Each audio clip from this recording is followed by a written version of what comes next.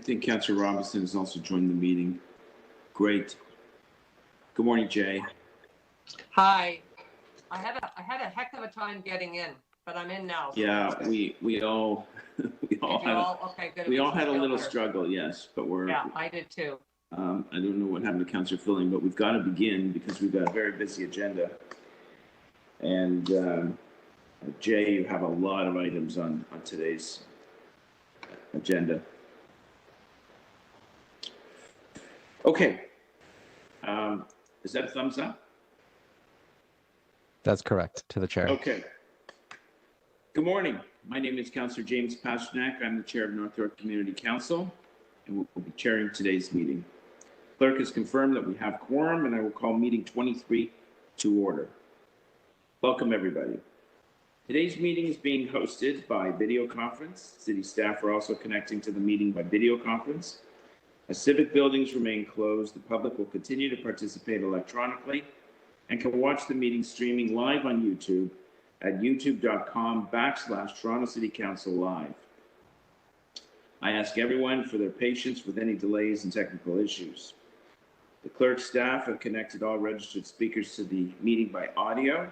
A list of speakers can be viewed online by visiting the North York Community Council's webpage at toronto.ca/council and clicking the speakers box for today's meeting. Clerk IT will be available to assist members with their devices. I'd like to remind staff to keep their mics muted and their videos turned off unless they need to answer questions to the committee. This will make it easier for me as chair and for those watching on YouTube to observe members as they participate in the debate and vote on items. Members, please keep your mic muted unless you wish to question staff or speak on an item, and ensure that your video is turned on. As part of the agenda item, I ask members to raise their hand or unmute their mic if they wish to question staff or speak. I will then create a speakers list and will call on members when it is their turn to speak. Voting on an item or a motion, I ask the members ensure that they turn on their video and raise their hand to indicate their vote. Members, I want to remind you that you must still submit your motions by email. Staff are available at nycc@toronto.ca to help with motions. Although we are in different locations and meeting remotely today, the committee would like to acknowledge the land we're meeting on is the traditional territory of many nations, including the Mississauga of the Credit, the Anishinaabe, the Chippewa, Haudenosaunee, and Wendat peoples, and is now home to many diverse First Nations, Inuit, and Métis people. We also acknowledge that Toronto is covered by Treaty 13 with the Mississauga of the Credit. Are there any declarations of interest under the Municipal Conflict of Interest Act? If you do have an interest, please raise your hand or unmute your mic and indicate the item and the nature of the interest. I see none. May I have a motion to confirm the minutes from our last meeting on March the 1st, 2021? Councillor Carroll is moving that. All those in favor? I'll move. Yeah. Opposed? That is carried. I understand from the clerk that we have one item of new business that's been circulated electronically. I need a vote to add that to the agenda. All those in favor of adding the one item of new business to the agenda? Opposed? That is carried. Now, before we get started, the items on the agenda, I wanted to inform the committee and meeting participants that the city encountered a citywide geospatial software problem, whatever that is, that resulted in owners of lands not receiving a legislative required notice on following two agenda items. So it's North York 23.1 final report, zoning bylaw amendment application 1 Tudor Gate, and North York 23.2 final report, zoning bylaw amendment application 154 Wicksteed Avenue. So the North York Community Council cannot hold the public meetings on these zoning bylaw amendments today. The items will be withdrawn from the agenda. I will ask for a motion to withdraw the item during the agenda rundown. As a result, public speakers will not be heard today, and the items cannot be debated by the committee. The items will be placed on the May 21st, 2021 North York Community Council agenda, and a new notice of public meeting will be sent out in accordance with the requirements of the Planning Act. Anyone who has already registered to speak at North York Community Council on these three items will be automatically added to the speakers list for May the 21st. Any additional speakers still can continue to register for that date. Written submissions on these items will be moved with the item at the May 21st meeting. So let's go through untimed items.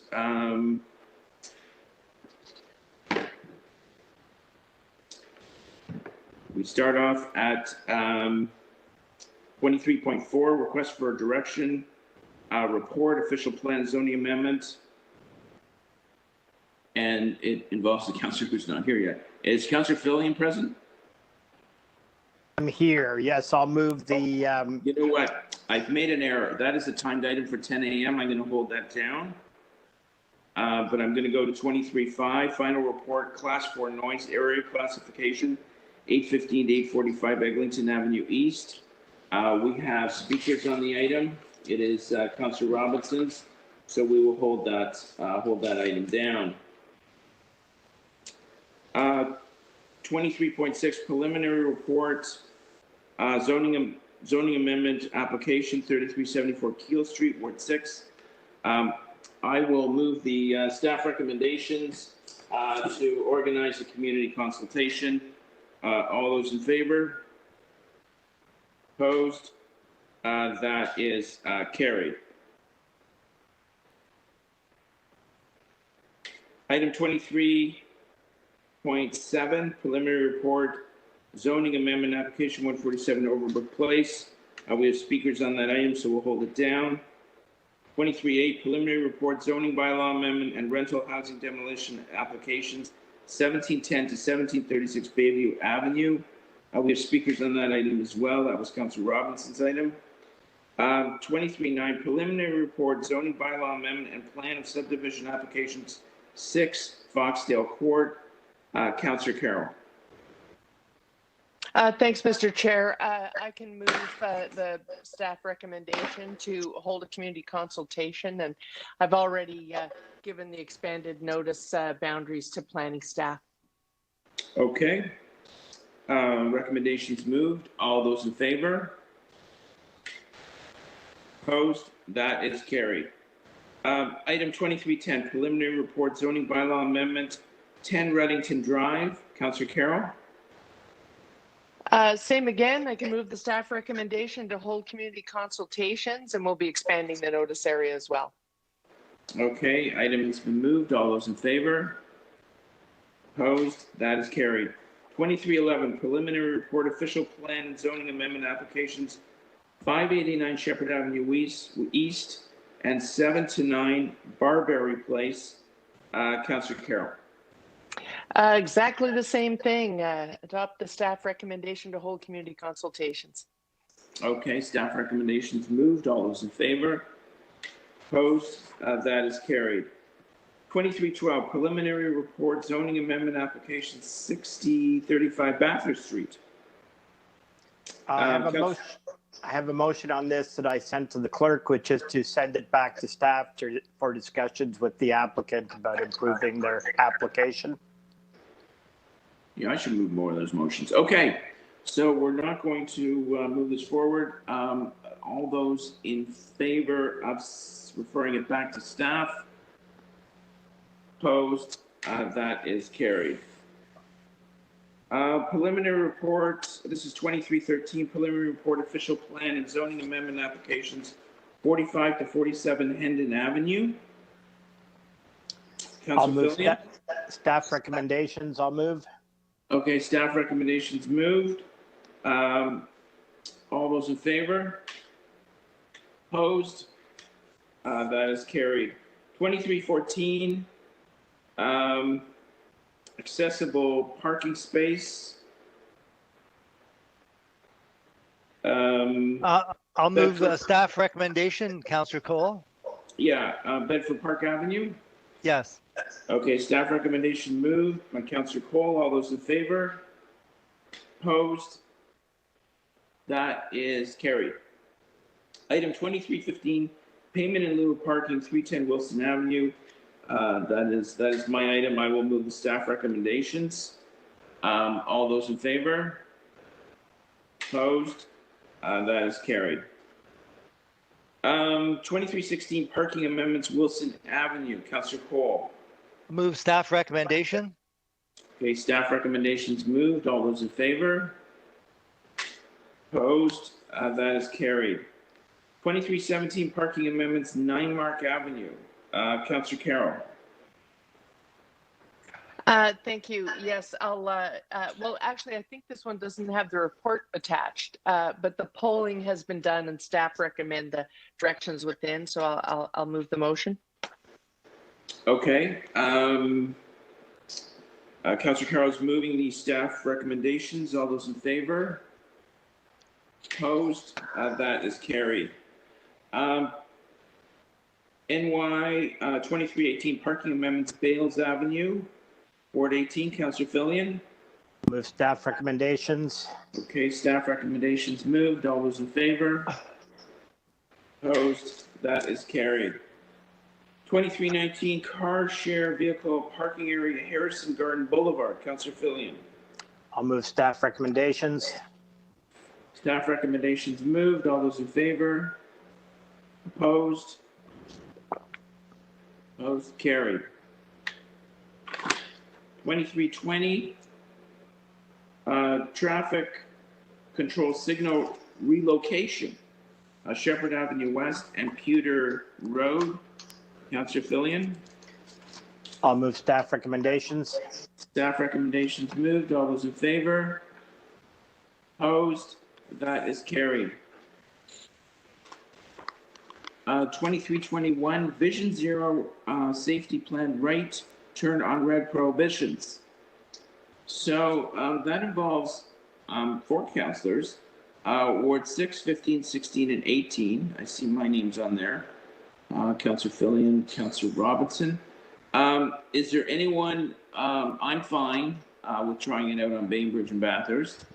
I'm not sure why that intersection was picked, but I guess there's a reason. And does anyone else want to hold it, or no? All 4 councillors are okay with this report? I will move it then. All those in favor? Opposed? That is carried. 2322 designation of fire routes and amendment to chapter 880 fire route 65 Thorncliffe Park Drive. Councillor Robinson. Yes, I'd like to move staff recommendations. Staff recommendations moved. All those in favor? Opposed? That is carried. 2323 designation of fire routes and amendment to chapter 880 fire routes 145 Wicksteed Avenue. Councillor Robinson. Yes, I'd like to move staff recommendations. Staff recommendations moved. All those in favor? Opposed? That is carried. 2324 designation of fire routes and amendment to chapter 880 fire routes 40 Beth Nielsen Drive and 3555 Don Mills Road. It's Councillor Robinson and Councillor Minawong. And Carol. I'll get it. Oh, sorry, Carol. So that, I'll move that. I'm sorry. I said yes. No, this is okay. Thanks. Moved by Councillor Carroll. All those in favor? Opposed? That is carried.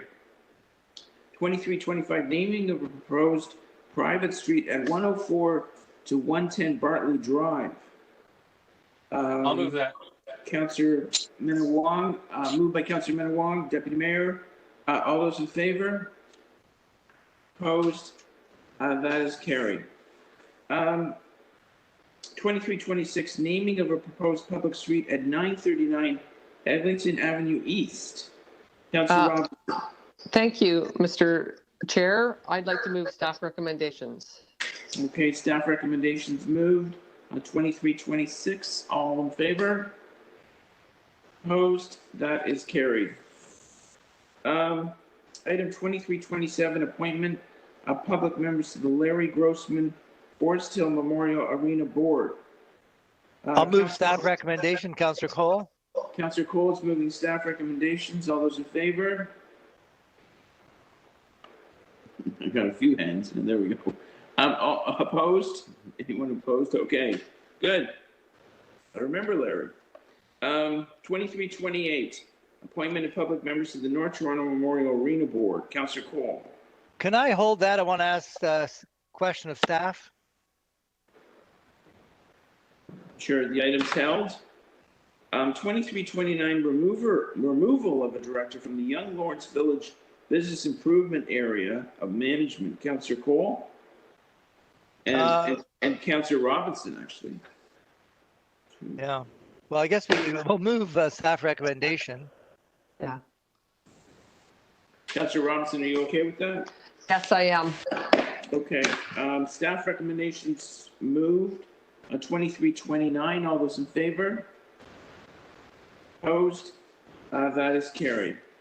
Next item is, oh my gosh, should the rest.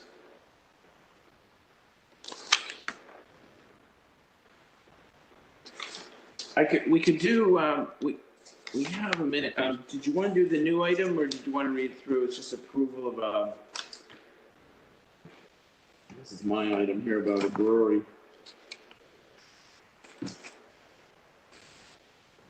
Did you want to do the new item or do you want to go to timed items? Madam Clerk, could you just put the new item on the screen and see if there's any issues? It's just an approval for a new business in the Duke Heights business improvement area.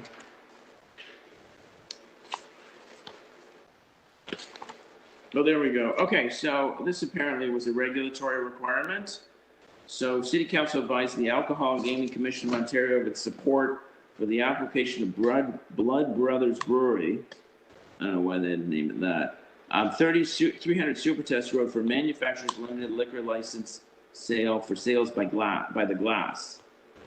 I don't know. It sounds fine with me. Blood Brothers. Well, Is look, this a gang or something? I didn't name the company. If this is going to be controversial, I'll hold it down. I thought it was a regulatory requirement.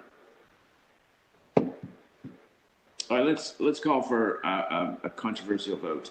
All those in favor? Opposed? Carried. And rounds are on me when it opens. Okay, so we do have a note that items 23.1 and 23.2, the first two timed items for today are off the agenda. So we actually, first time item is for. Sorry for the interruption, Mr. Chair. Can we please have a motion to withdraw items 1 and 2? Oh, sure. I'd be happy to move that. So a motion to withdraw items 23.1 and 23.2, and I guess we'll see those in May. All those in favor? Opposed? That is carried. Now, we actually have 7 minutes before the first. Oh, no, I'm sorry. Yes, no, 10 o'clock's the first timed item. So we're actually ahead of schedule here. Madam Clerk, unless there was something I overlooked here, we have to sit for a couple of minutes here.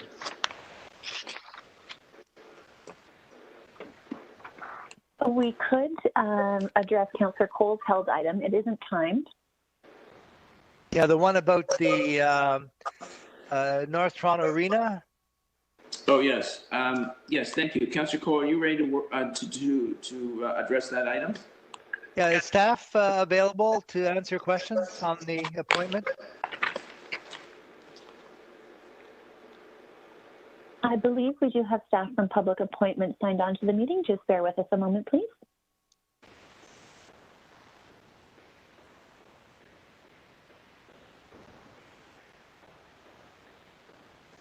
Hello, are they there?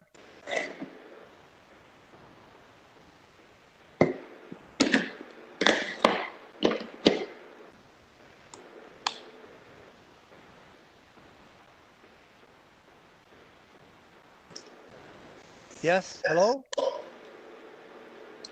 Hello, Councillor Cole. This is Homewood with the City Clerk's office. I believe they're there. I believe I can unmute them if they are okay with that. They are okay. Unmuting them. Yeah, okay. I just like to ask a question.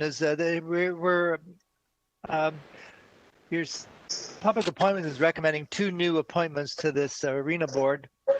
And I just wonder, there's a board member that's already been on and is serving as the secretary for the arena.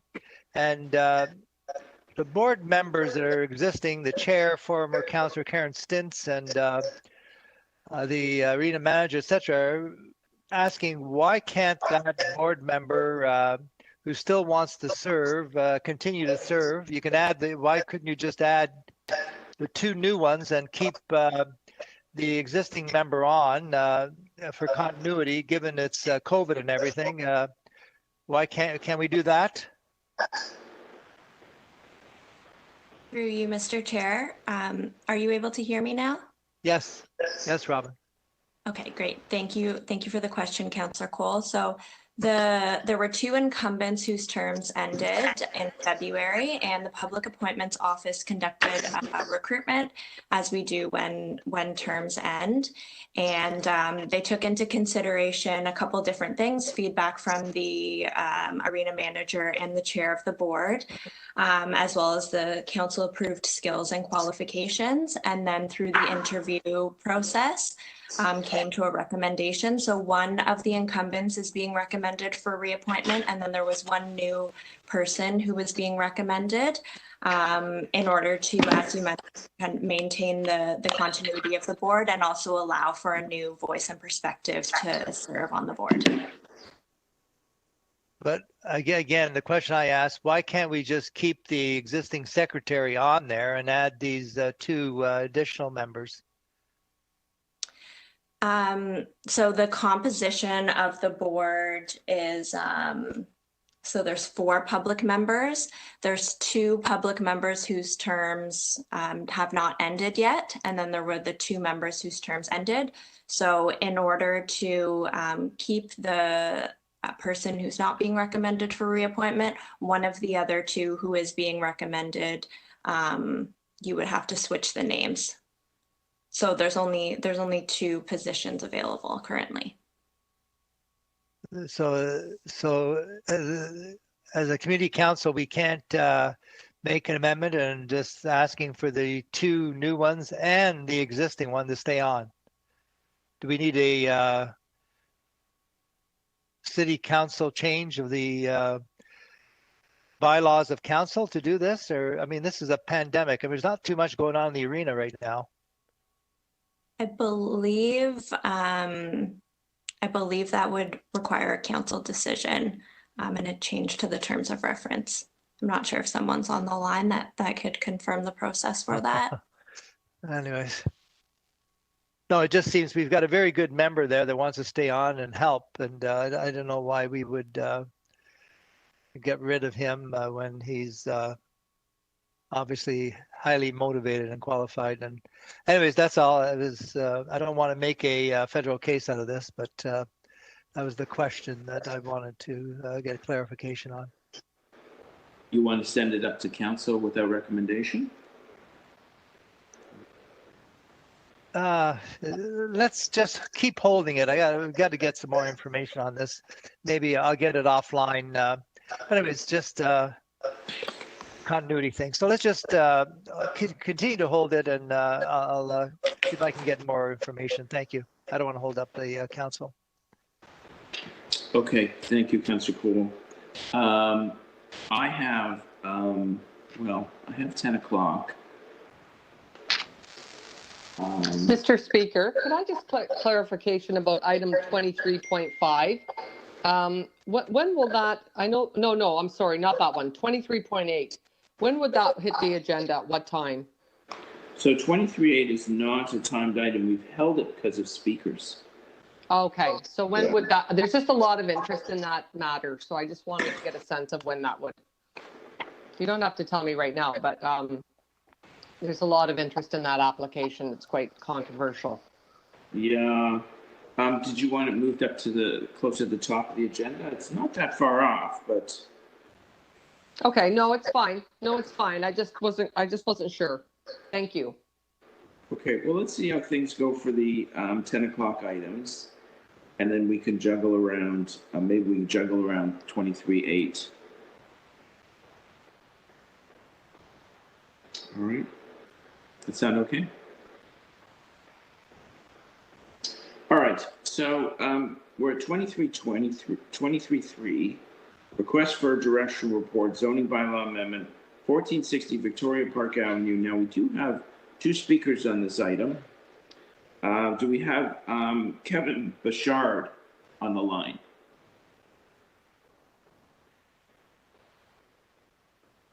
Hello, this isn't Homewood, the city clerk's office. Kevin Bouchard is currently connected, and I provided them with audio panels, the audio option. They'll just need to connect in order to speak. One moment, Chair. Thank you.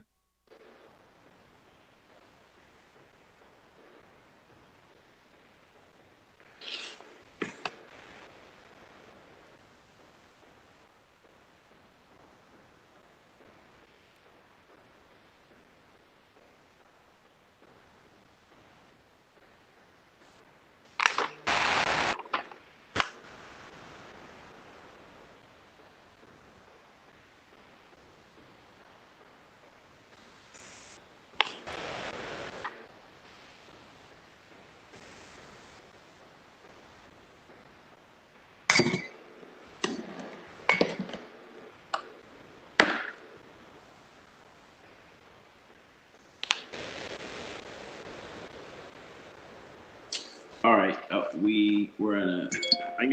Is Caroline Benuzzi available? To the chair, it looks like Kevin is connected. I'm unmuting their mic now. Kevin, Okay. I'm unmuting your mic. All right, Mr. Bouchard. Yes, good morning, Mr. Chair. I'm hoping you can hear me. Good morning. Thank you for joining us. You have 5 minutes. Yes, I certainly won't take that long. Mr. Chair, I'm the planner with Weston Consulting. I'm representing Vidmont Holdings, Inc., who are the owners of the lands and development at 1460 Victoria Park North here in Toronto. The proposal is for a 9-story, 114-unit rental apartment development.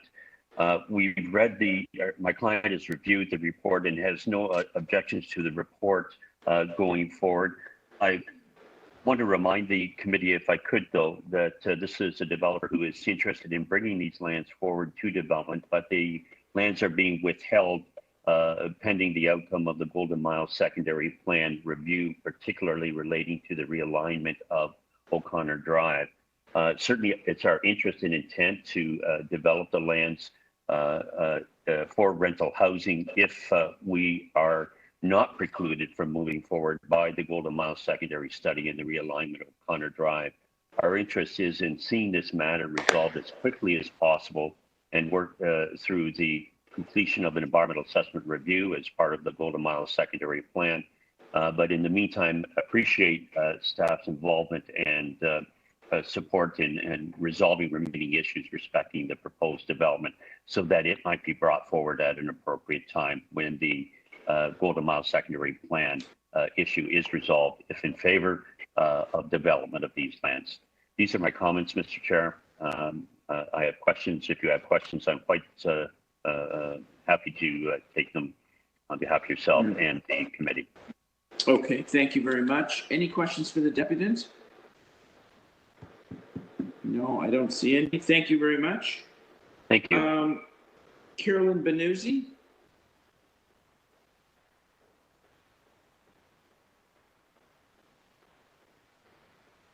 To the chair, that speaker is connected. One moment, please.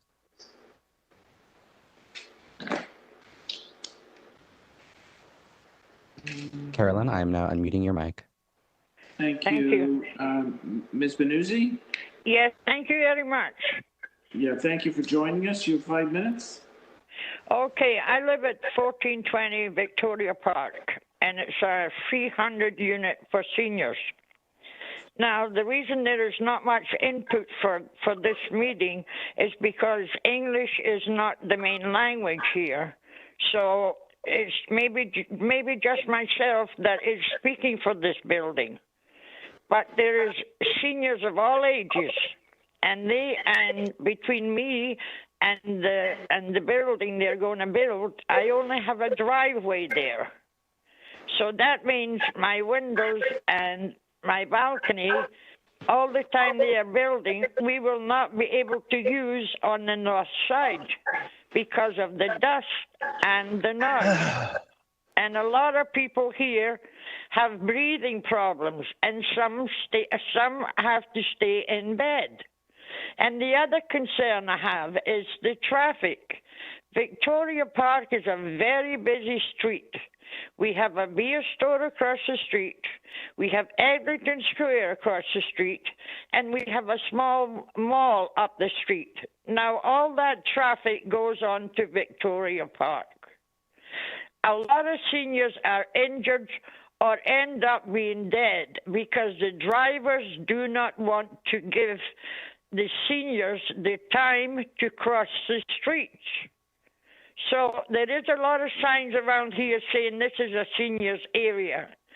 So, I mean, why would you want to build an apartment building next to a seniors building with over 300 sick people in it and disrupt their lives for years? This is the questions I would like answers to. Thank you.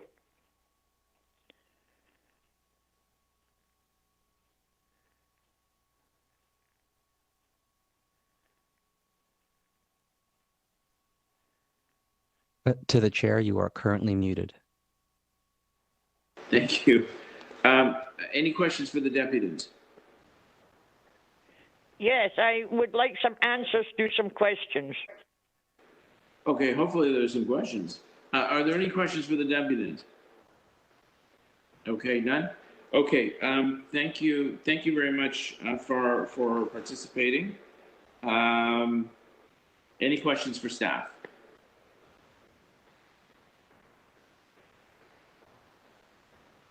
Any speakers?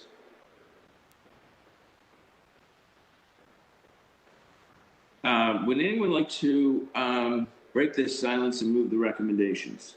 I'll move staff recommendations. Okay, staff recommendations moved by Deputy Mayor Minna-Wong. All those in favor? Opposed? That is carried.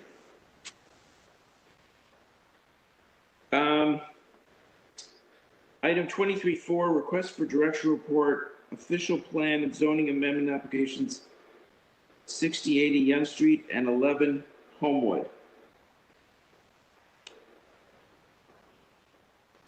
We have no deputants on the item. Any questions for staff? Councillor Fillion? No questions. Any speakers? I'll move these staff recommendations. Okay, staff recommendations moved by Councillor Fillion. All those in favor?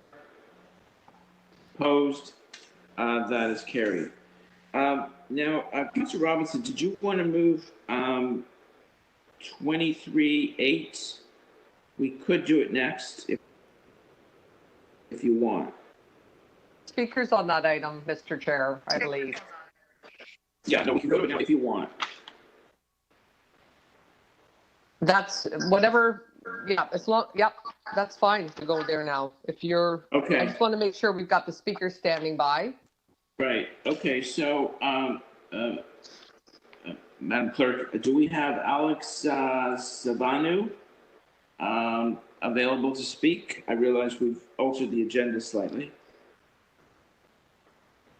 To the city's clerk, or sorry, my apologies to the chair. That individual is connected. Alex, I'm now unmuting your mic. Great. We just moved things around a little bit. We're on item 23.8, preliminary report, zoning bylaw amendment and rental housing demolition applications, 1710 to 1736 Bayview Avenue. Yes, Mr. Chair, Alex Avenue here. I'm a land use planner with Bell's Fields and agent for the application, and I'm just here to answer any questions that come up either by the committee or by members of the public, which I understand will be speaking to the item as well. Oh, was that your speech? Okay, so any questions for the deputies? No? Okay, thank you very much. Do we have Andy Gort of the South Eglinton Ratepayers and Residents Association available? Sarah. Hello? Hello, Mr. Gort? Yeah, I'm here. Hi, welcome. You have 5 minutes. Okay, thank you. Good morning, Chair and Councillor Pasternak and fellow North York councillors. My name is Andy Gort, and I'm the president of the South Eglinton Ratepayers and Residents Association. This is our catchment area between Bayview and Yonge, we're joined by a lot of local residents today, and also the Leaside RA we'll work with closely. I'd like to thank Senior Planner Captain Moore and the Community Planning Manager Al Rozowski for the preliminary report, and generally we support the comments raised in the report. As you're aware, we've been overwhelmed with development and construction in the Yonge Eglinton area, but are finding that the development is now rapidly pushing east towards avenues like Bayview. And this proposed mid-rise is one of 4 developments now proposed along this iconic Bayview Leaside Main Street, and is owned by the same developer as the first Bayview development on the opposite end of this Bayview stretch close to Mount Pleasant Cemetery. But unlike that application, this one seems to be breaking a lot of planning policies and guidelines, and it's the urban design and the heights that are truly objectionable. We've already in the community dubbed it Queen Mary 2. It's proposed to be over 100 meters long, and due to the lack of step decks along the face of the building, will present itself as a 30-meter high solid wall, 100 meters long with little articulation, both horizontally and vertically. And the mid-rise design guidelines state that frontages of mid-rise should be kept to 60 meters. And so we ask that the building be redesigned as 2 separate mid-rise structures, at least above grade, be articulated and separated by a generous green courtyard in the middle to rectify the fact that there is basically no green elements at the Bayview site. The building also, in our opinion, exceeds the height and stories as per the provincial permitted OPA 405, the secondary plan.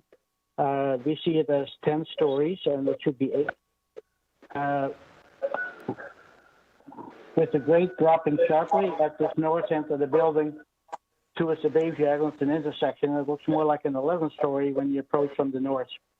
And we're also concerned whether this design adequately considers the heritage listed and designated small apartment buildings across the street.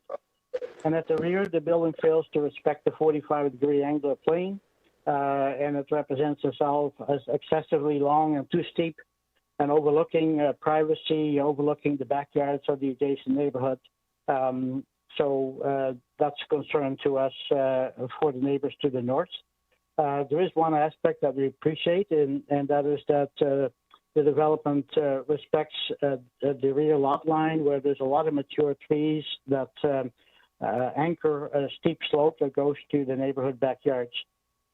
Lastly, another point is that this is supposed to be a priority retail street right across from the Bayview LRT station, and there is no retail or services that's offered. Instead, it looks to us at townhouses, but it's called live-work units.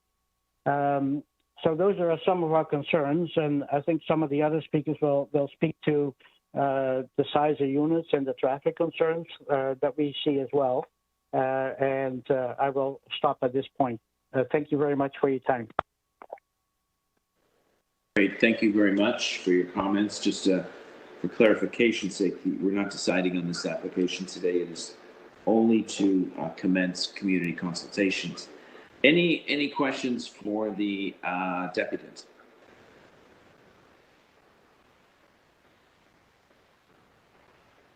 No? Councillor Robinson? No? Okay, thank you very much. Any questions for staff?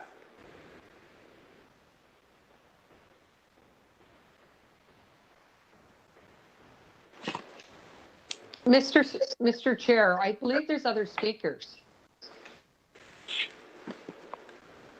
Unless they were they were not on my. Well, the last speaker just alluded to other speakers that would be speaking to other points related to the application. You know what? You are correct. There were a couple of others there. It didn't roll on the printout. It didn't come sequentially. Is Jeff Cattell here? To the chair, Jeff Cattell is connected to the meeting. I provided them with audio, and they're connected. I'll mute them now. Okay. Thank you. Jeff, are you there? Uh-oh. I'm sorry, Jeff. It sounds like there's some trouble with your audio. I'll connect with you directly in WebEx chat. To the chair, if you'd like to move to the next speaker, I will assist Jeff. Sure. Mary Kopman? Good morning. Can you hear me? Yes. Thank you for joining us. You have 5 minutes. Thank you, Mr. Chair, and good morning, everyone and councillors. My name is Mary Kopman, and I'm a resident of Man Avenue. And I understand that no decisions are being made today, but I do appreciate the opportunity to speak on behalf of Man Avenue and just make sure that the city knows how deeply concerned we are with this proposal. I know as well as myself, several of my neighbors have also written letters on this proposal. We are deeply concerned with the size, as Andy had just mentioned. The sketches remind me of the wall in Game of Thrones. It is very dominating and is causing quite a lot of sparks on our street. We truly ask that you consider the magnitude of the size and deny the proposal and have them make it smaller, as Andy suggested, split it into 2 buildings. We really are concerned with how it will impact the neighborhood as well. I know that the developer is in favor of a green space in between our yards and the building, but I know it's a city bylaw to have a laneway, and we ask that you reconsider that. In our circumstance, having a laneway would kill all of the trees that provide us any amount of privacy, and it would also steal away our privacy and increase the traffic onto our street, which is already, it's a very small street, and we have LRT construction. There's already other condos being constructed. We have a medical building at the end of our street, a grocery store at the end of our street, and adding a condo that then exits onto our street with only one sidewalk and traffic zooming by because we're right beside Bayview would really be detrimental to our street. We have many small children, and when there's only one sidewalk, the chance of injury is terrible.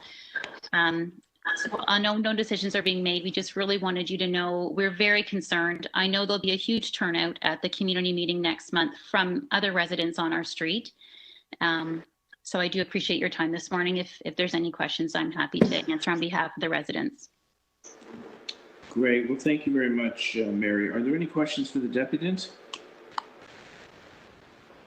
No? Okay. Thank you very much. Just a reminder, this is just to support or endorse community consultation. No decisions are being made today. Do we have Jeff Cattell on the line? I believe we do. I'm now unmuting Jeff's phone. Okay, great. Jeff? Yes. Councillor Pasternak. Good to hear you. And members of council, thank you for the opportunity to speak to this item. You would notice, Councillor, that there were at least 25 emails and letters regarding this item. There is huge interest. It's very controversial. It's unfortunately a very, very contentious development on a very important piece of Leith side. In fact, Andy Gord has spoken very eloquently with regard to the main issues. We would he mentioned actually that the proposal is something like the Queen Mary liner. We would point to the Urban Toronto, who talked about it as a brutalist building on a university campus, and we all know which university campus he's talking about. So it's bulk and massing are simply inappropriate and out of character for the streetscape. I mentioned a couple of other items that Andy hasn't already mentioned. One is that the proposed mix of residential units has changed dramatically, because this is actually a resubmission of an earlier submission. The owner has acquired more properties on the street, both at the north side and the south side, and so it's much bigger. But they've also dramatically changed the character of the proposal. In the current submission, 56% of the units are 2 and 3 bedroom, but in the earlier submission, it was 80% 2 and 3 bedroom units. The reduction in proportion of larger units would seem to suggest to move away from family housing towards singles, and perhaps also towards investor purchases and away from resident live-in purchases. This is a concern as we wish to maintain a complete community with families. I'd mention that no mention is made in the application with respect to the inclusion of affordable housing. And there's also, I would note that there's lots of rental housing, which is currently there. Unfortunately, staff have identified only 4, or maybe the applicants only identified 4 units. So it's below the cutoff for replacement. So there won't be any replacement rental housing. It's proposed, I believe, as a condo. In addition, we're still waiting to see a community services and facilities report. As you know, soft services such as schools and parks are limited in the area. It's very important that this study be done. We would suggest that there should be public park space included on such a large property. That we shouldn't be taking money in lieu of park space. So those are our comments. Would appreciate your indulgence on this application, and the city really needs to push back on it. It's just not appropriate. Okay, thank you very much, Jeff. Any questions for the deputant? No, question for staff. Yeah, okay. Thank you, Jeff. Questions for staff? Councillor Carroll?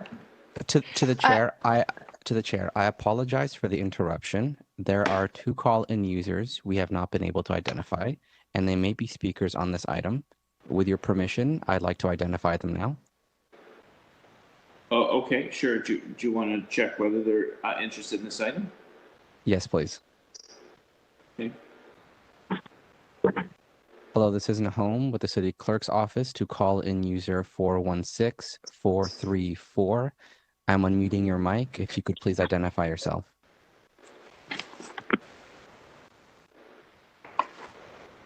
Call-in user 416-434. Your phone line is currently unmuted. Please identify yourself.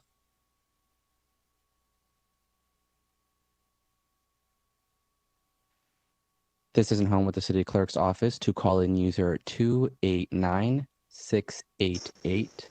I'm unmuting your mic. Please identify yourself. Jonathan Mira.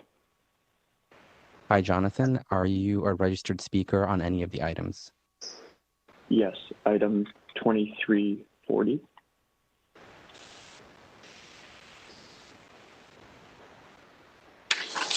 Thank you, Jonathan. We will leave you on mute until that item and your name are called. It's actually not on the list for that item, but we can put them on. Thank you. To the chair, I am done. Okay, so I think we're at questions for staff, and it was Councillor Carroll. Thank you, Mr. Chair. I don't think the local councillor will mind my asking this question, but it's a similar circumstance to a preliminary in my own ward that we're proceeding with consultation on as of this morning because of its being so close to a transit station. I'm wondering if staff would like me to ask a question that allows them to put on the record today. This application, it's not the kind of style. It is like a large ocean liner, as the residents have said. And I know planning staff aren't crazy about that built form, but I wonder if staff could put on the record for us why at the preliminary phase, under the province's new intensification around transit stations, we're pretty much forced to, at the very least, consider this application. Are we not?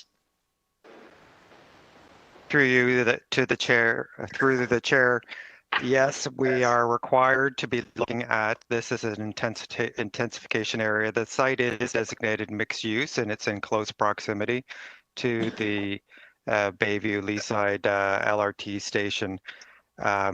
Its built form is a bit overwhelming on the streetscape, so we will work through that. There have been some good suggestions in terms of breaking it into 2 buildings, or we will look at further articulation of the building to break up the massing. There's also an issue with respect to the height at either 9 or 10 stories, because now we have 2-story units in the base of the building. So we'll be looking at that, but we are certainly required to be looking at the density is at slightly above 4, which isn't that outrageous for this area. Yeah. It is at the high end, but given the proximity to the LRT station, the mixed-use designation, it has merit to be reviewed, and that's why it's not it's a strongly worded preliminary report as opposed to a refusal of this new revised application. Yes, and in the report, I read it because it is a similar dilemma that I'm in up at 589 Shepherd. Reading the report, your comments in the report kind of reflect what the residents are saying. Please apply rigor to this application. That's the intention. Although we're forced by the province's intensification rules around transit stations to consider it, we still have the right to apply as much rigor as all planning policy allows, do we not, as we go forward with the consideration?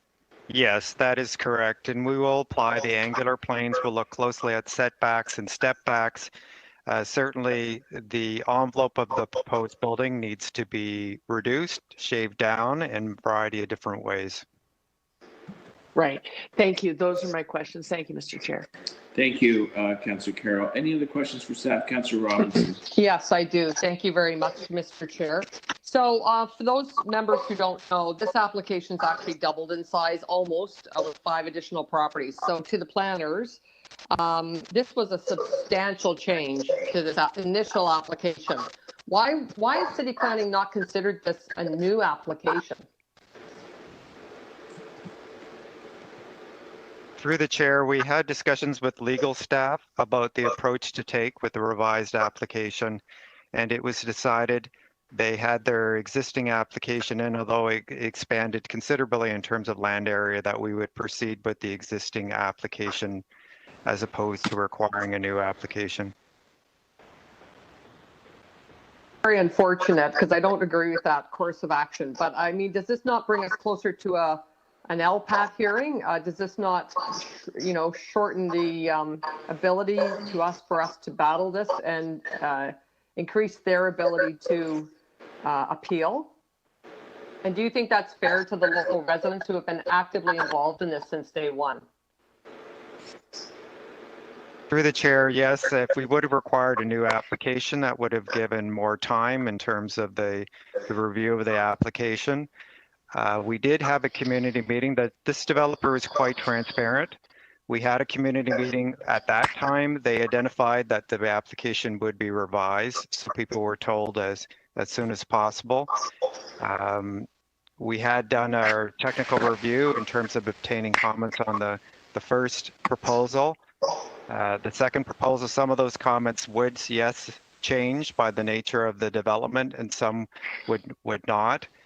We had not talked, for example, about on-site parkland with the first application. At this point in time, our park staff does not have an interest in looking at on-site parkland. That's something that we could continue the dialogue on. So your question is, could we get to LPAT sooner without requiring a revised new application? Yes, that is correct. Okay, and you'll recall, I hope you will, maybe you didn't know, Al, but the residents did ask for the first public planning meeting to be canceled because there was this massive addition coming, and the residents associations asked for the meeting to be canceled and planning refused. So I want to make sure my colleagues know that. The last question is maximum building length. What is your mid-rise policies recommend on maximum building length? Through the chair, it's been identified in the correspondence from the neighborhood associations, 60 meters. Beyond 60 meters, we look at either articulation or breaking the building up. And this proposal is now over 100 meters, so we agree with the residents. We have serious concerns about the length of the building and how overwhelming it can be on the streetscape. So we will look at different options. The applicant has attempted to try to break it into two building masses that have a nest, is what they're calling it, as a connecting element, and the materiality is different. Can we go further than that? I think yes, there is an opportunity to look at breaking down the massing of the length of this building. Thank you. Great, thank you, Councillor Robinson. Any other questions for staff? No. Speakers? Councillor Robinson? Thank you very much, Mr. Chair. And I know this is just a preliminary report, or appears to be, but it's actually the second time it's been at North York's Community Council, because they've expanded the site so dramatically. And the residents did very aggressively ask for that meeting to be canceled, and planning refused. So there will be another meeting. But, you know, there's kind of been innuendos that this thing's moving along very quickly. I'll just say it like that to my colleagues. But I do want to thank Jeff, Andy, and Mary for their eloquent remarks today, and really hitting, quite frankly, the hot spots of this application. There's been dozens of letters sent to all of you, my colleagues on North York Community Council, and there's a good reason for that. You've heard why that is very important, that we pay close attention to this particular application. Both local residents associations, Leaside as well as Sarah, are actively involved in this.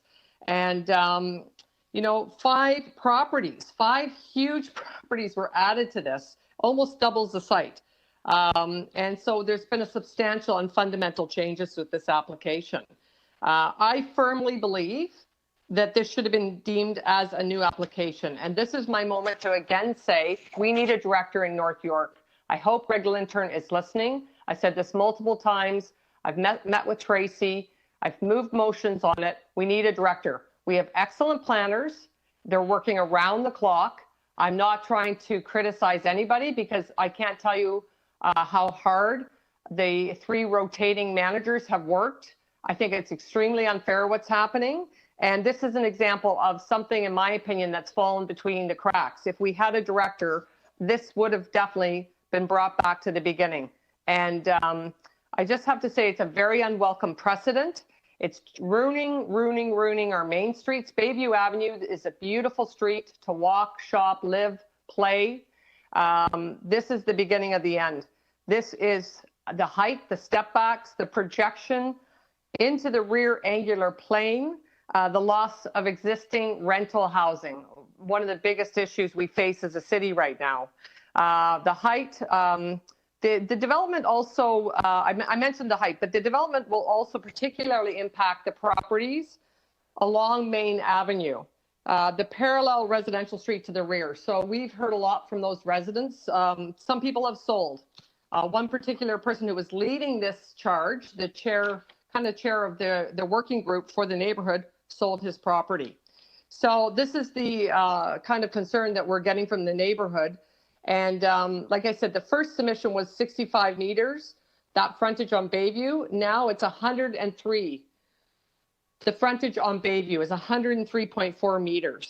So the proposed building is essentially a 30 meters higher, a high uninterrupted wall along Bayview. So whether you want to call it the Berlin Wall or the Titanic, this is going to change Bayview forever. So I think it's very unsettling what's happening here. I don't like the way this has been handled. I tried to move a motion, or asked if I could move a motion yesterday to have it go back to the beginning and start from square one. I was told it was not in order, which was very disappointing to hear.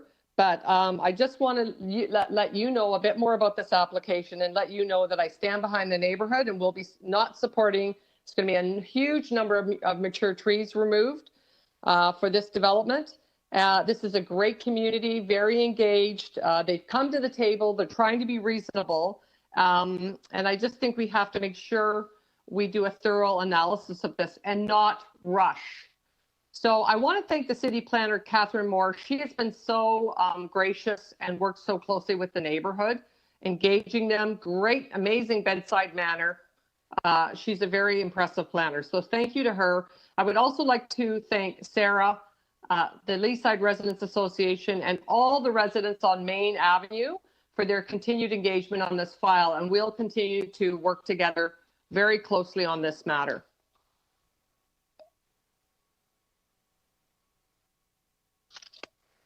Great, thank you, Councillor Robinson. Are there any other speakers on the item?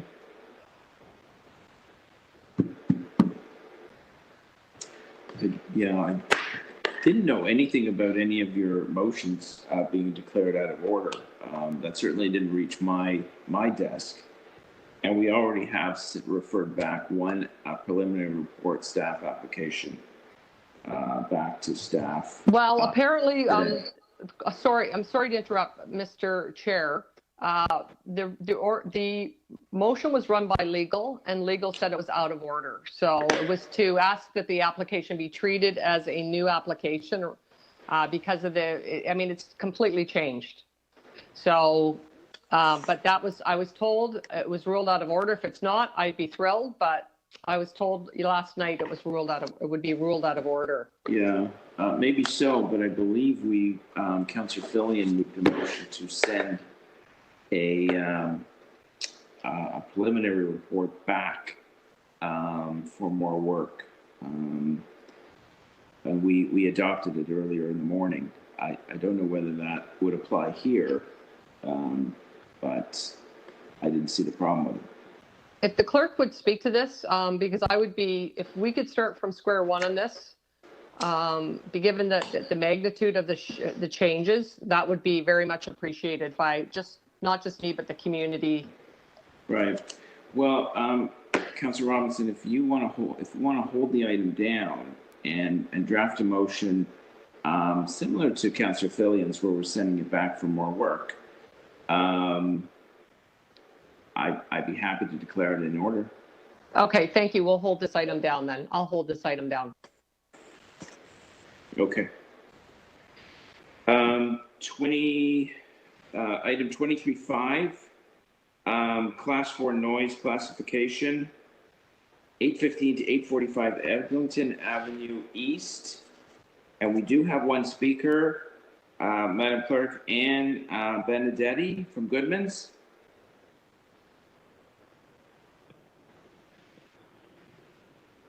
Anne, your phone line is currently unmuted. Thank you very much. Good morning, Mr. Chair and members of council. My name is Ann Benedetti from Goodman's LLP, and I represent RioCan Holdings, Inc., the owner of the lands known municipally as 815 to 845 Eglinton Avenue East. This will not be a long deputation. The report you have before you recommending a Class 4 noise area classification is an important part of a long and cooperative process between RioCan, the Councillor's Office, City staff, and the Leaside Residents Association to redevelop this block as a mixed-use community, further to a number of Planning Act-related applications. I'm here to simply note that staff recommendation number 1 in this report requires a minor technical amendment, as the language used unintentionally omits a portion of the site from the recommended Class 4 designation. We've worked with city staff and the councillor's office to correct this technical omission by revising recommendation number 1 to reference the lands shown on attachment 2 to this report. And the full language of the revised recommendation has been worked through with staff and the councillor's office. And RioCan supports the councillor's motion to revise recommendation number 1. And we'd like to thank Councillor Robinson and city planning staff for their quick response to this small but important technical change and for their ongoing work on this important project to date. And unless there are any questions, those will be my submissions, and we have worked with Councillor Robinson, but I'm here for any questions. Okay, thank you very much. Any questions for the deputant? No? Any questions for staff?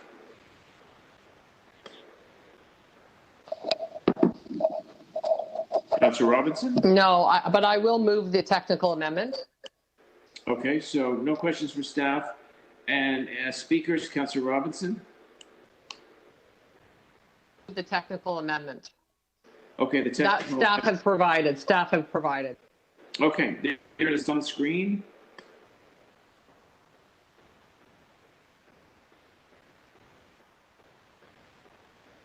Alrighty, you're gonna have to whisper in that area.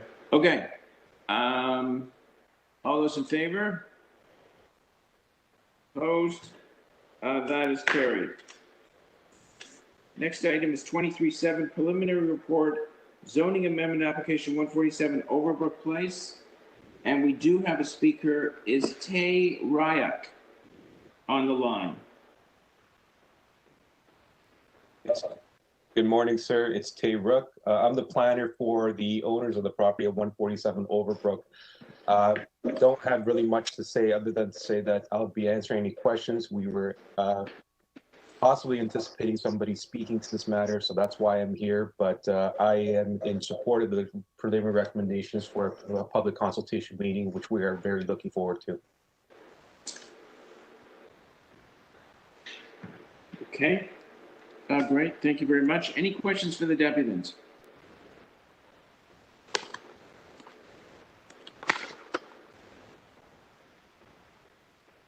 No? Okay. Just for clarity's sake, this is just to authorize staff to commence a community consultation. Any questions for staff? Any speakers?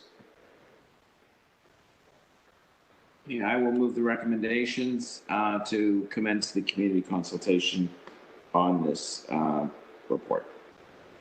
All those in favor? Need some more hands. All those in favor? Opposed? That is carried.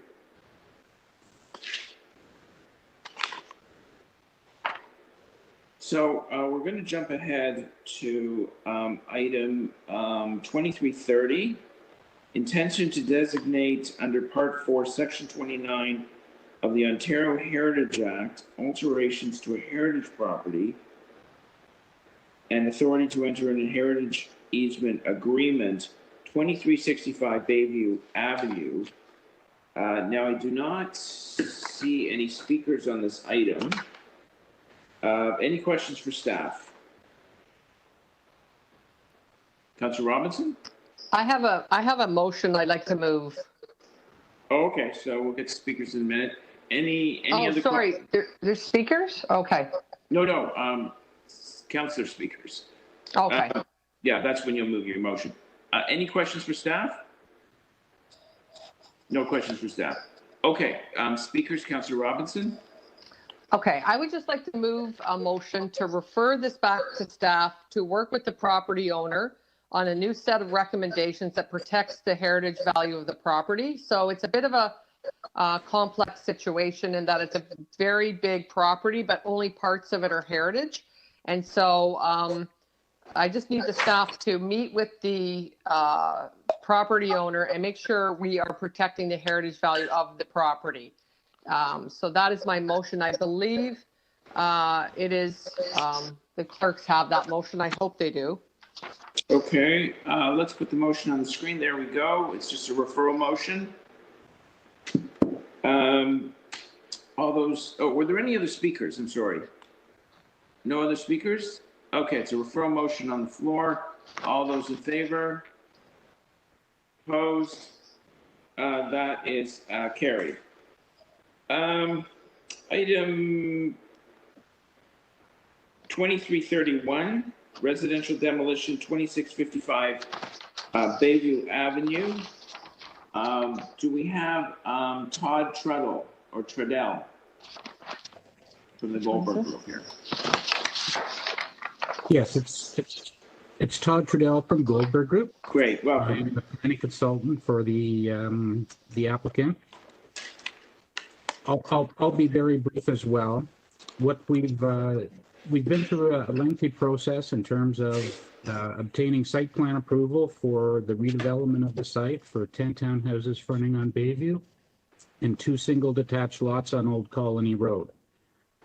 The site plan approval was granted in November of last year. We have since applied to the Committee of Adjustment to create the 3 development blocks, being a single at 15 Old Colony, a single at 11 Old Colony, which is a new address, and the townhouse redevelopment block. So we're in the process of clearing those conditions, and hopefully you can see from the information that the existing houses at 2655 Bayview and 2659 extend across property lines. The house at 2655 extends, like it's located at the back of the property and basically touches on both of the 2 single detached lots. So through this demolition application, we were hoping to have council permission to remove the 2 existing dwellings on Bayview, since they do, they basically encumber the 2 known single-family lots that we would hope to redevelop first, and having the houses removed on those 2 lots would then, like I said, create the lots, allow us to register those lots with through the committee and the registry office, and to, you know, then allow those lots not to be encumbered by the existing dwellings. So in that regard, what we're asking is that if council sees fit, we would like to have that demolition permit issued, subject to the conditions set out in the staff report from building, and, you know, proceed with developing the singles and the townhouses. Okay, we're good. We got the gist of it. Your comments are also in reference to 2659 Bayview Avenue as well. That's correct, yes. Probably should have had these items combined. Any questions for the deputant? No? And thank you very much for your comments. I do not have any other speakers on this item. Are there any questions for staff? Oh, Councillor Carroll. Yes, I think we all remember this application well, because the issue of having the houses as buffers was there. If we approve this today, even though there are not permits in place to construct the single family dwellings behind, can we hear from staff? Are there any encumbrances, or do they expect the permits to the single family dwellings be picked up in due course? Are there any encumbrances to that happening?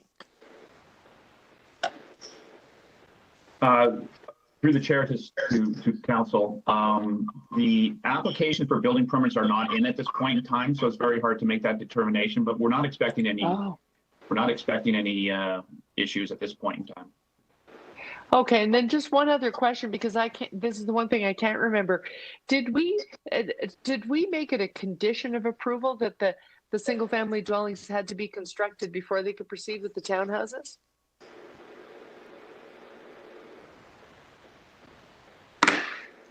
To my understanding, that I'd have to confer with the planning department to see if that was written into the site plan approval, but I'm not aware of it being in the site plan approval. Okay, thanks. Those are my questions, Mr. Chair. Thank you, Councillor Carroll. Any other questions for staff?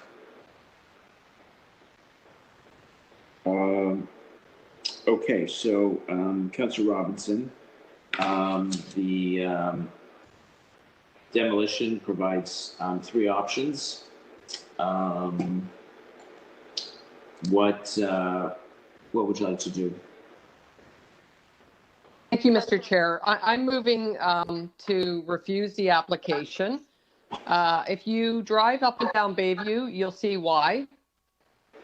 This individual or these people are asking to, jump the queue for special treatment. The rules are that you have to have a building permit. And so I am refusing both 31 and 32 after consulting with the local residents, the Residents Association.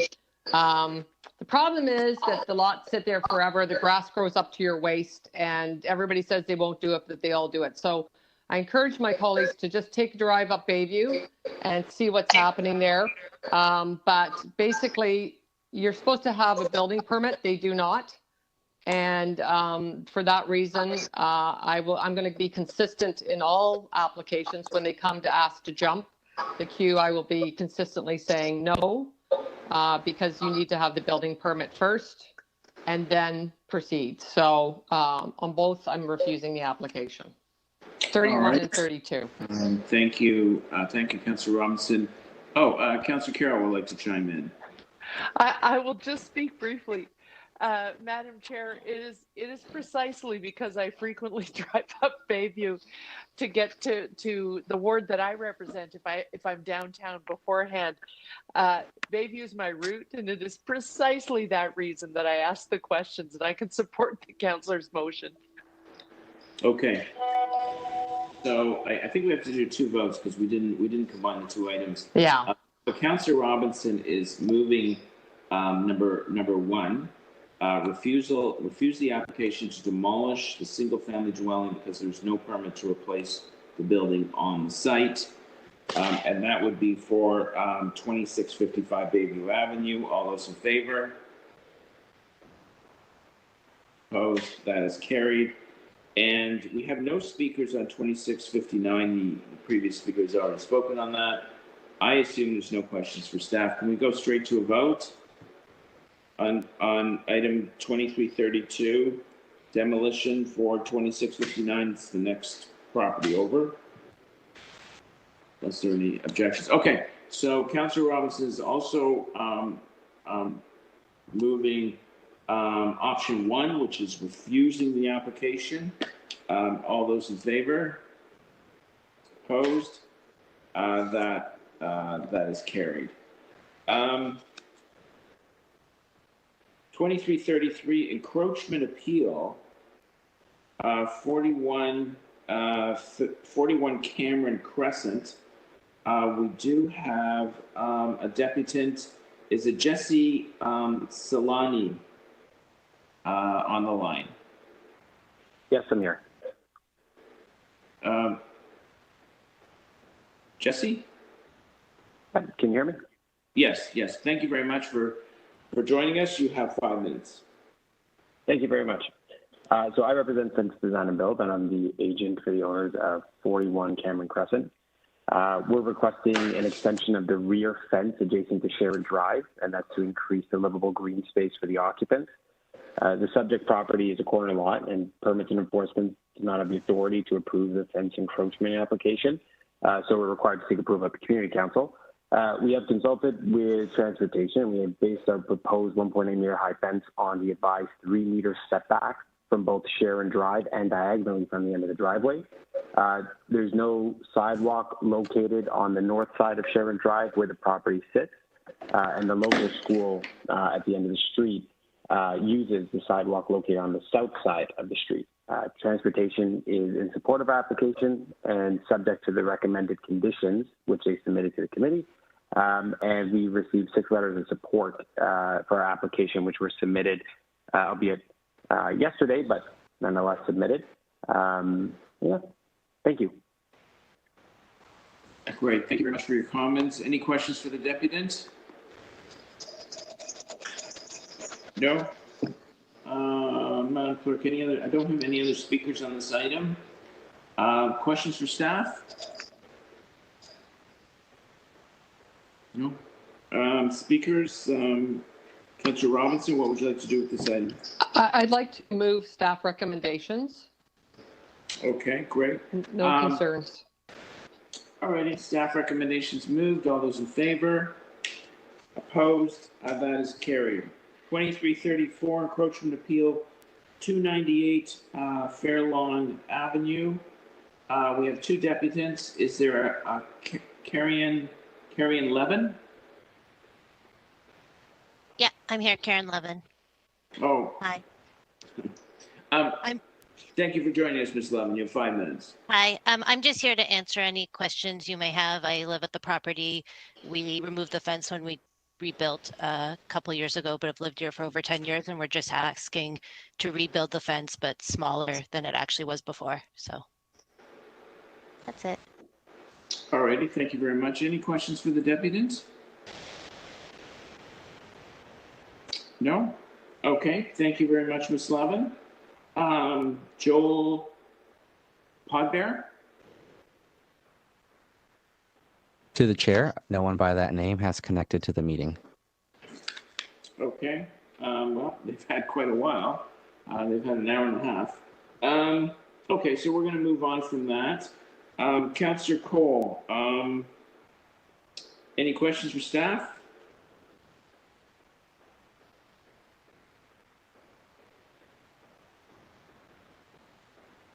No, I guess there's no problems here. I'll move the staff recommendation. Okay, we'll get to the staff recommendation in a second. Any other questions for staff? No. Speakers, Councillor Cole? Yeah, I'll move staff recommendation. Okay, staff recommendation moved. All those in favor? Hands up. Opposed? That is carried. 2335, application for fence exemption, 309 Bessborough Drive. And we do have one speaker, Nick Koutsakis. To the chair, Nick is connected. They're connected to the WebEx meeting. They'll just need to connect their audio in order to speak. Nick, I've given you audio. If you could please connect in order to speak. They are now connected. Nick, I am unmuting your mic. Hi there. Thanks for taking the time to listen to our application. It's my first time doing something like this, so I apologize in advance if I get any protocol or terms wrong. I'll just try my best here. So this is I think it's called a fourth fence. So it's in our backyard. It's to block, I guess, children from entering the pool or anybody from entering the pool. I did send some materials, so I'm not sure if you got them, but I'll try and just walk you quickly through them and maybe give you a picture of how the backyard sits. So to enter our backyard, first of all, there's a perimeter fence all the way around the backyard with my neighbors. That fence is fine. So there's two ways to get to the pool. It would be through a walkway with my neighbor, which is a lockable gate. Again, that fence is fine. Or you'd have to enter through the house. To enter through the house, there's two ways you can get out to the backyard. You'd have to enter through a walkout. That door is quite large, so a child really couldn't move it. And to put in context, my kids are 6 and 8 and they can't open the door. But there's also a child lock that sits about 6.5 to 7 feet high. So you got to be a tall adult to even get it open. That's one way. The next way is there's a terrace level that's kind of elevated. Same situation. There's a child lock, very heavy doors, hard to open. But let's assume, the child is somehow or an adult's able to open that door. Then they would get onto either the walkout, and there's it's a fence, but it's made out of tempered glass, so you cannot climb it. And there's lockable gates to get up. Same thing at the terrace level. There's glass all the way around, tempered glass, so it's not climbable. And again, there's a locked gate to get to the pool. So it'd be quite difficult, and definitely impossible for our kids to get out there with somebody without supervision. I guess I'll also add that we did speak to our neighbors, and I included some letters of support. So our neighbors are in support of the gate. And the issue is that, I guess during construction, what happened is, because of variance or whatever you want to call it, that tempered glass sits, let's call it, on average, a few inches short all the way around. So it's slightly shorter, but at least from our perspective, if you had, say, a chain link fence, it would be scalable, and this is completely unscalable fence. So we think it's quite safe, and we're very conscious about safety having young children.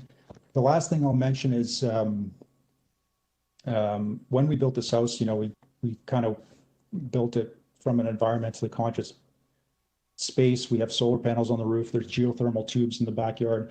So if we were, I guess, forced to remove this and put a fence somewhere else, the difficulty we're having with this is it's quite impossible without tearing up the whole backyard and negating all that work we did.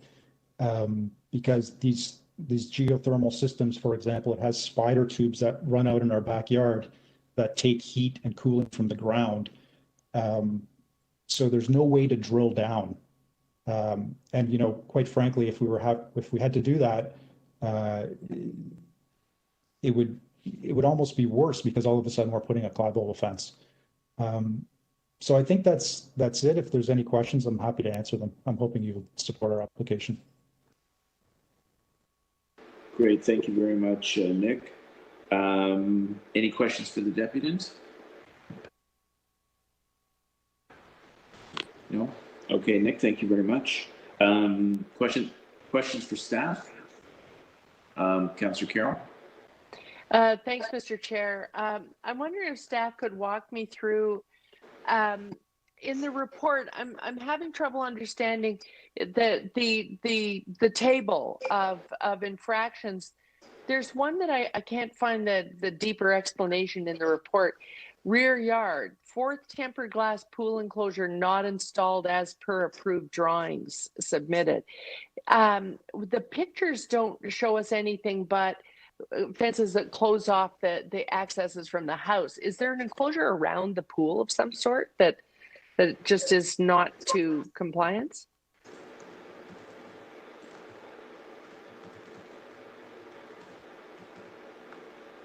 Good morning, through you, Mr. Chair. Hi. Good morning, Councillor. Hi. Yeah, although unfortunately I was not on site to have a look at this enclosure, one of my supervisors was, but I would presume that yes, the other three sides would be in compliance with the bylaw, and that it was just this fourth fence that was at issue and the reason for the fence exemption request. So the fourth fence, it says not installed as per approved drawings.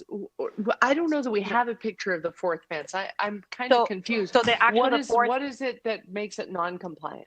For sure. So through you, Mr. Chair, the fourth fence would be the entire area that is in the photo. So that would include the upper level that the owner mentioned, that entire panel of fencing, and then as it comes down into the actual area of the pool, that would be included, all encompassing in the fourth fence. So the reason why that was put in the report is that the drawings that were submitted as part of the pool permit obviously were approved as such, and then when the inspection took place, there was some deviation that happened. So I'm having trouble. What you just described, which picture should I be looking at? So you should be really hard if for you, us in this report because none of them really relate to the pool. So I understand. If you look at attachment 3. Okay. So it's got the upper level. So there's a Yes. walk up from there, and then the basement area as well. And so so there's glass fence coming up from the basement. Is it that the glass is too short? Correct. Yes. Okay. Pretty much it's height wise. My apologies. Pretty much it's height wise throughout. I'm concerned, and I wonder if you could comment on this. When I look at it, the thing that makes me nervous, and I know that the property owner just talked about is glass, so it's not climbable, but when you have different levels of fence, it becomes very climbable. And so it was that discussed with the owner? Again, Councillor, I couldn't tell you if that was discussed, but I would imagine that our bylaw officer who attended the site would have discussed that. And you're right, you're pointing out that there always is that opportunity for climbability. I mean, even on the upper deck, a chair that's butted up against it could, if a child is crafty, have someone over and then put their feet on the ledge, and then, or even the stairs going down, climb up and hold on to the handrail and somehow get over the gate. And I think that's the reason why there's a minimum height requirement. Yeah, and that you have that ability to hoist when you have the different levels. Yeah. Okay. Thank you. Those are my questions. Thank you, Councillor Carroll. Any other questions for staff? No, I don't see any. Speakers? Councillor Robinson? What did you want to do with this? Thank you very much, Mr. Chair. So I'm going to move to staff recommendations. I'd like to move staff recommendations number 2 to grant the application. You'll see that from the photos, it's just off by a couple inches. The resident has been very courteous in communicating with our office as well as the neighbors. There's neighbor support. And the resident has also gone to great lengths to ensure that there's a number of lockable locks. I'm not sure what the term is, but that it seems like it's overly safe. And that most of it meets the standard, except for this one little piece that's just a little bit off. So I think it's 3.6 feet tall. So this is not the backyard fence, but the glass wall that encloses the rear yard patio area. So I'm satisfied with the efforts the homeowner has made here. And from the photos, you can see that it's just a tiny bit off. I'm not sure about the climbable factor because it's a separate piece to the other pieces. And so that's certainly the image I'm seeing. Seems to be that. I don't know if you've seen this image, but anyway, I certainly have, and it is in the package. And I'm satisfied with what the resident has done because I think they've been overly cautious and done everything to make sure it's a safe setting. So I would move what I said off the top, the recommendation 2. Okay, recommendation 2 is being moved. Councillor Carroll? Thanks, Madam Speaker. Because I want to be able to vote for it, and I know I probably won't be successful, but I'm going to be putting on the table recommendation number 1 because I want to be able to place my vote there to refuse the application. And I appreciate the local councillors' comments and the residents. My problem is my conscience doesn't really allow me. I think that there came a point where we started to say, okay, it is not ideal. The pool fence bylaw was not really designed for people to fence off their house instead of fencing off the pool. But we started at a certain point in time to say, okay, if it really meets the compliance and it's really careful, the fencing off the house stuff, as long as it really meets the heights, etc., we'll look at that. It's not really the safest way to position a pool. You want to fence off the pool. The reason being, mentally a 4-year-old is thinking about, I would like to get out of the house. Sometimes it's not even a matter of trying to get into the pool. It's just, I want into the yard. And if you have fences of different levels like this, and they're in the house, which means they're right there where there are chairs and there are objects and there are things you can use to pull up to a gate. Now you've made a really compelling sort of situation for a 4-year-old. They just want to get out. And they're thinking in terms of the house, not the pool. And that is how some of these terrible tragedies happen. It's how they happen. And so if we're going to begin to sort of compromise the pool fence bylaw in that we're not looking for the enclosure all the way around the fence and reports that show us the pool and show us how the pool is safe, we're just looking at pictures of gates on houses, then at the very least, I want to comply with every inch of what the bylaw states. And so for me, a couple of inches, it could be the difference between a child living and drowning. And so I'm, with respect, I want to put the recommendation 1 to refuse on the table so that I get the opportunity to vote refuse.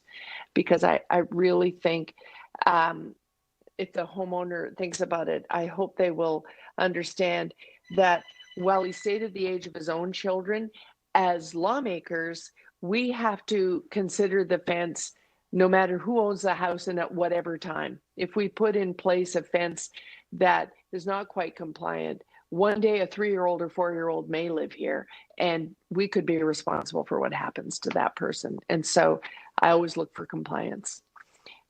Those are my comments. Thank you, Mr. Chair.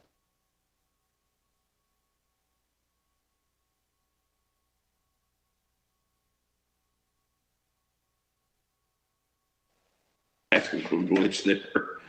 Thank you, Councillor Carroll. Any other speakers on the item? I guess we really have 2 choices.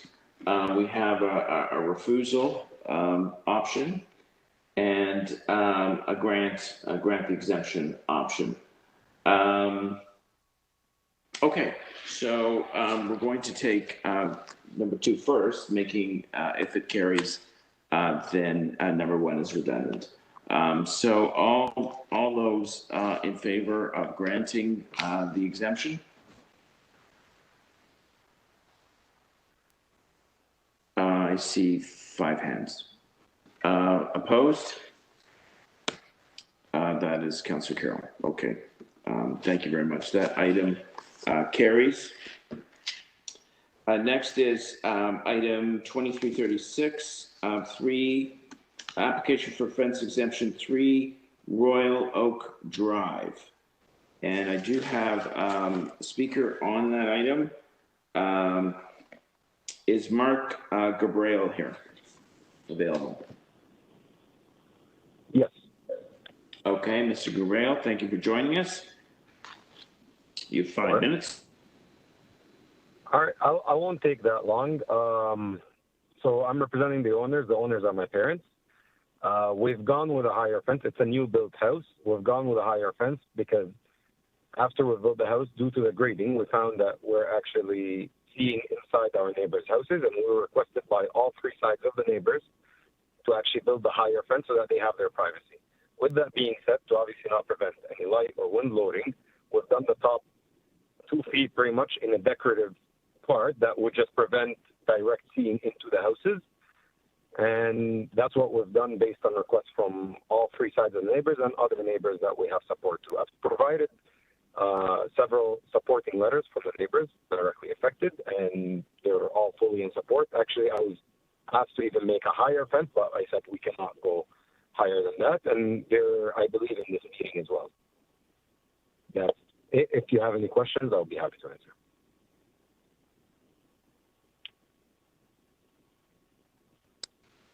Mr. Chair, question to the deputy? Yes, Councillor Carroll. So this is not exactly what's before us, but it will come into play later on. The fence that's being constructed, I get that part of it's opaque and part of it is see-through, so that in a way is a compromise. But I'm looking at in the final picture in attachment 5, is there a swimming pool being constructed in this backyard as well? There is a swimming pool, correct. So the fence that we're looking at today comes into play there, and the boards are vertical, so it's not climbable. But what are the plans to enclose it on the inside of the yard? For the swimming pool? Yes. The swimming pool, the permit was submitted from before. The fence enclosure will be on the outside, and also on the patio, there's another enclosure that meets the requirements. And on all the entrances of the house from outside, there's all enclosures. Okay. Which the okay. bylaw Thank officer you. is well aware of, and she was on site and she's seen it all. She's okay with that. The main issue is the height of the fence, and it's mainly due to grading of the area. So our house is sitting on a much higher land than our neighbors. Yes, I can see from the illustrations. Thank you. Thanks so much. Okay, thank you, Councillor Carroll. Councillor Robinson? Yeah, I'm going to speak on this item. Is that the time? Okay. So any other, I don't have any questions. Yeah, no, we're not there yet, but we are getting there soon. Any other questions for the deputant? No? Okay, thank you. Let's go to speakers. Councillor Robinson? Thank you very much.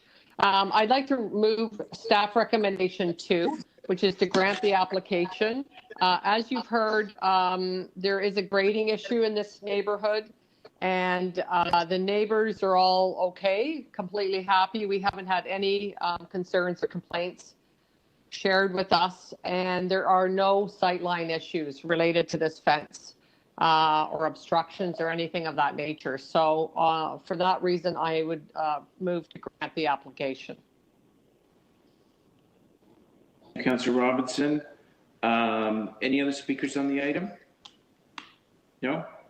Okay, so it's option 2 is before us, recommendation 2, to grant the exemption. There it is on the screen. All those in favor? Opposed? That is carried. Item 37, 2337, application for fence exemption 11 Salonica Road. I do have a deputant, Mario Silva. Oh, I have 2 deputants. Okay. So is Mario Silva here? Good morning, Mr. Chairman. It's Mario Silva. Great. Okay. Thank you for joining us. You have 5 minutes. Okay. I'm representing the owners for 11 Salonica. The higher fence application for your consideration is to protect unauthorized access to the swimming pool, which exists on site, and to provide privacy from the neighbors with elevated rating and obstruct view from decks that overlook to the pool area and the lounge. All 3 neighbors, which are east, west, and north, are in favor of the fence as existing. So that's my comments in here. Okay. Answer any questions. All right. Thank you very much for your comments. Any questions for the deputant? No? Thank you very much for your comments and joining us. We have a second deputant, Jafar Hassan.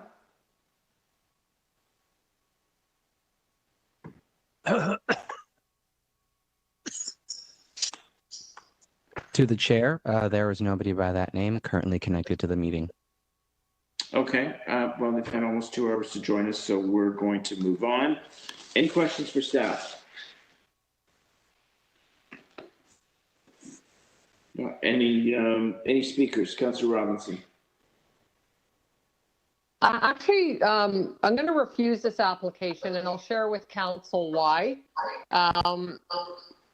So what I've heard from the local residents association and immediate residents is that there are sightline impacts with this fence on the driveway and the sidewalk for pedestrians walking by because it extends out past the side of the house. So, you know, that's the issue really, is the obstruction sightline issues. And we have had a number of residents actually indicate that they are not happy with it, including the local residents association. that sent an email in opposition of the fence. And the staff report also indicates there's a sightline impact, the staff report. So staff identified that when they did a site visit. And so for those reasons, I will not be supporting, I'm going to be refusing this application. Or that's what I'm proposing that council does. I'm going to move staff recommendation number 1, which is to refuse. Very much. Councillor Robinson, any of the speakers on the item? No? Okay. Councillor Robinson is moving staff recommendation number 1. It's a refusal of the exemption. All those in favor? Opposed? That is carried. Number 2338, request for fence exemption, 24 Swiftdale Place, and we do have a deputant, Peter Brown from Bonavista Vista Pools. I am here. Thank you, Mr. Chairman, and hello, Thank Council. you, Mr. Brown, for joining us. You have 5 minutes. Perfect. So thank you guys for your consideration of this matter. I'm representing the homeowners. They are my client. I built the swimming pool here. This is a case where we have a fully compliant pool enclosure completely surrounding the swimming pool, except for one minor request. The heights are all as per code and construction is all as per code. There's one Juliet gate on a section of the house that is 2 inches close to the water's edge. So we are supposed to have 1.2 meters of clear space from the pool enclosure to the water's edge. And this one Juliet gate that sits in front, immediately in front of a door that leads to a bathroom, so that my client's kids can use the washroom from the swimming pool. That washroom also does connect to the rest of the house. So there is egress from the house into the pool area. Excuse me just for one.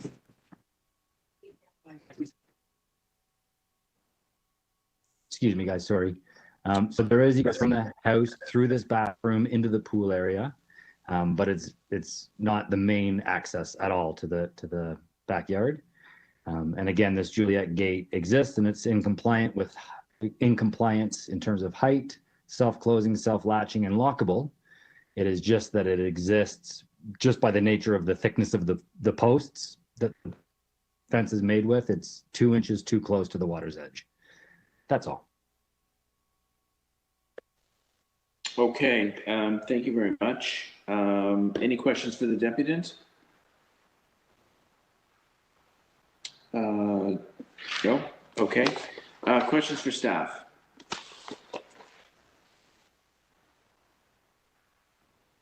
Oh, sorry, Councillor Carr. Well, Madam Speaker, Madam Chair, or Mr. Chair, sorry. I don't know if this is a question for MLS. My question is, to make this compliant, I need to be asking the homeowner why the door is where it is. And what I really want to know is not from MLS, but from whoever approved this site plan for this newly built house. How did this not come up? Was the pool not in the plans? Did they not say you're never going to get that door approved for access to the swimming pool when it sits so close to the pool?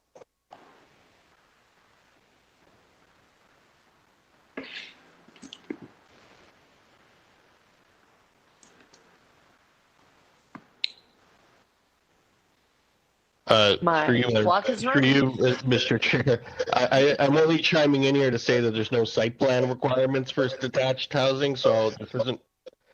I just clarify that this isn't really a question for planning. So I think you're asking about the permit drawings, perhaps. I don't know. Yeah, whatever is the mode of approval. How does the person get to this point? We're going to be pushed into. I know what's going to happen. My colleagues are going to vote for this, but let's be honest. This is the route to the bathroom for the kids. How soon before someone finds something to tie this gate open with and it's just the route in and out of the bathroom and it's right beside the pool? And how soon before, after a swimming session is over, somebody forgets to untie and close that gate? I can see why the bylaw was designed not to make this legal, but you can also see the frustration of a homeowner. If this was never going to be workable, why did we let him build it this way when he could have just as easily had the door from the garage facing in the other direction where the compliant gate into the pool area is? I see why we frustrate people. You know, why did we let him put that door there in the first place? So if I may, through the chair, in regards to the plans review for the house itself, the house plans are generally reviewed as an element on itself prior to an application, a pool permit. So in regards to the review and the code compliance, the door location would not have been an issue. The issue was created once the actual pool was installed. So, yeah, okay. So, I'll speak to it. I'll speak to it, Mr. Chair. Sorry, can I ask questions? I might be able to help. Yes, yes. Deputy Mayor Minnan-Wong. My first question was the door on the plans. I don't think, my understanding is the door wasn't in the house plans. I don't actually have the house plans in front of me, Councillor, so I'm not aware of that. Right. Second point is where that door goes into, it looks like that's the garage. It says garage. That's my understanding as well. It's not to a bathroom, it's to the garage. Oh, I'm just quoting the applicant. No, I'm sorry, Mr. Chair. Okay. All I see is on this map. I mean, the interesting part about this is the facts of this can be distinguished if I am correct. And unfortunately, staff aren't here to reinforce this answer. Is my understanding is, unless I'm told otherwise, is that door wasn't on the original plans, and staff can't answer that. And secondly, it looks like it says EX 3-car garage. So the main house, it just looks by looking at the map on the top of the page on the attachment 3, the main house is, further up to the top of the page. And this diagram looks like it goes into the garage. And so the next question that I would have is, if we refuse this application, what happens? I mean, do they have what's the remedy for the homeowner? What do they do? Do they have to, close the door, lock the door so they can't use the door? I'm unfamiliar with the remedy that would be available. How do you fix it?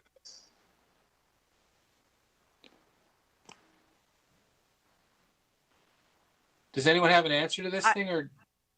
Yes, through you, Mr. Chair, I think I can answer that. Yes, the door would either have to be made inoperable, and or a fourth fence would have to be installed separating the pool from the dwelling.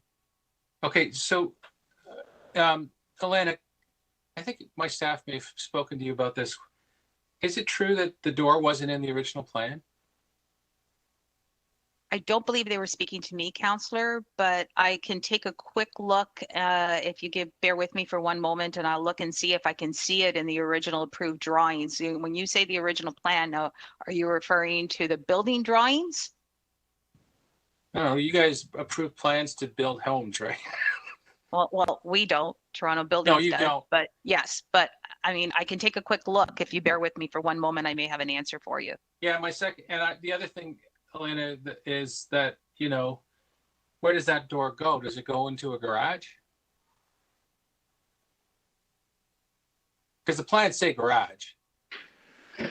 All right. But we don't have anything more detailed. Why don't we hold the item down while staff try and get the answer to your question, and go on to. That's fine. Yeah. Okay. So let's go to 2339. I do not have any speakers on this item. It is a fence exemption for 9 Anita Circle, Councillor Fillion's ward. Any questions for staff?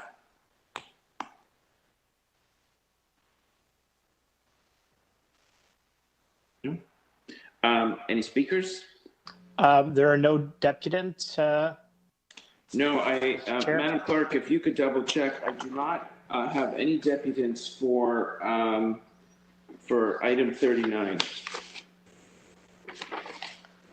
Is that correct? So Mr. Chair, you are correct. The one thing I will advise, though, we are just confirming, but I believe the second speaker for item 37 is connected to the meeting. Once we have confirmation on that, we may want to potentially consider reconsidering that item and allowing them to speak, but I leave that with you. I could do that. Okay, so we're on 9 Anita Circle. Councillor Fillion. Okay, so no deputants. So I'm struggling with this one a bit. I'm, the one hand, I think everyone should follow the bylaws, and when people don't even bother to show up to explain why they didn't or shouldn't, I have a lot of trouble approving this. On the other hand, when you look at it, it looks fine, and I don't see much of a negative impact. So I'm interested in anyone else's views on this who have dealt with more of these, but just with, no explanation about why they didn't follow the bylaws or shouldn't. I'm inclined to tip to not approving it, but it's one of those ones where I'm kind of sitting on the fence. So I'm just interested if anyone else has any thoughts on this. I know probably because it's not in your words, Councillor Carroll may have been the only one who paid any attention to it. And I don't know if she did, but... give us some credit here. Credit where credit is due. Sorry, I was still writing something on the last item. But I can be persuaded to do otherwise, but I think because nobody even bothers to show up, I will move refusal.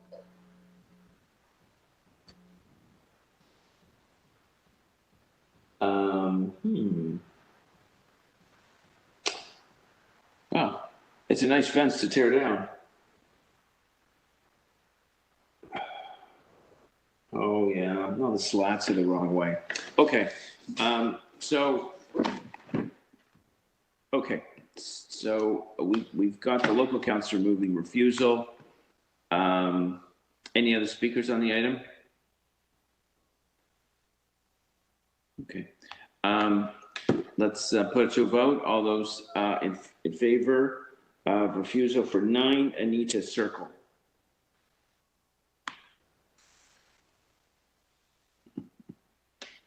Okay. All right. Opposed? That is carried. Madam Clerk, we are not going to hear any more deputants for item 37. The item is done.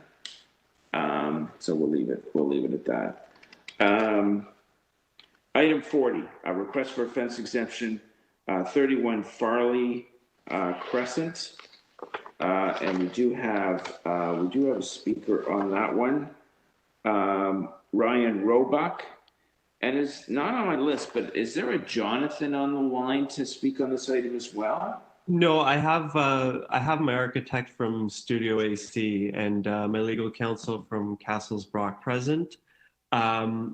Basically, should I go ahead? Is this Ryan on the line? Yeah, this is Ryan speaking. Okay, so there's no Jonathan on the line. Okay. No, I have him present with me. Okay, so just one speaker. Okay, Yep. Mr. Roebuck, go ahead. You have 5 minutes. Yeah, no problem. Thank you. So basically, my wife and I have approved plans, which included a pool and then the stucco guard from the Committee of Adjustment to build the house. We built the house. We also had a pool enclosure permit from Toronto MLS detailing the stucco guard.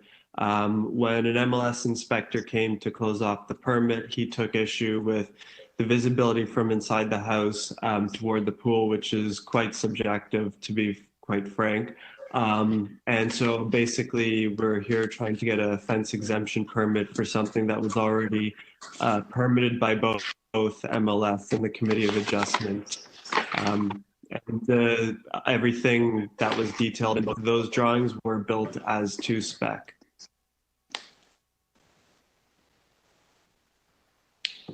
That's it? That's it. Okay, great. So basically, like I've been passed around from city department and inspector to inspector. We've had over 4 inspectors come to the property, some of which I just informed failed to identify themselves. And nobody seems to know what to do. The Committee of Adjustments passes back to MLS. MLS has passes back to Committee of Adjustment, and both have initially approved plans that were built to spec. Gosh, I hate when I hear these stories of poor residents being moved around from division to division. I guess just questions for the deputies. Councillor Carroll. I have some sympathy for this. I don't know if you heard me talking about the earlier one. I too am frustrated with our Committee of Adjustment panel. When this was submitted to Committee of Adjustment, were there drawings? Could they see the finishings, or was it stated in the plans they could see that there was going to be this solid stucco wall that obliterated the view of the pool from the kitchen?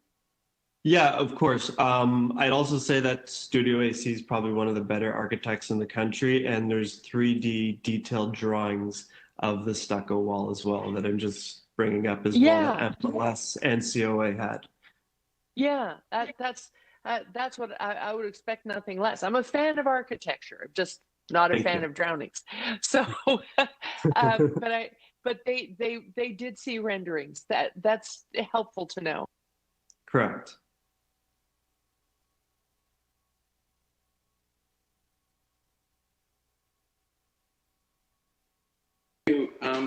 Councillor Carroll, any other questions for the deputants?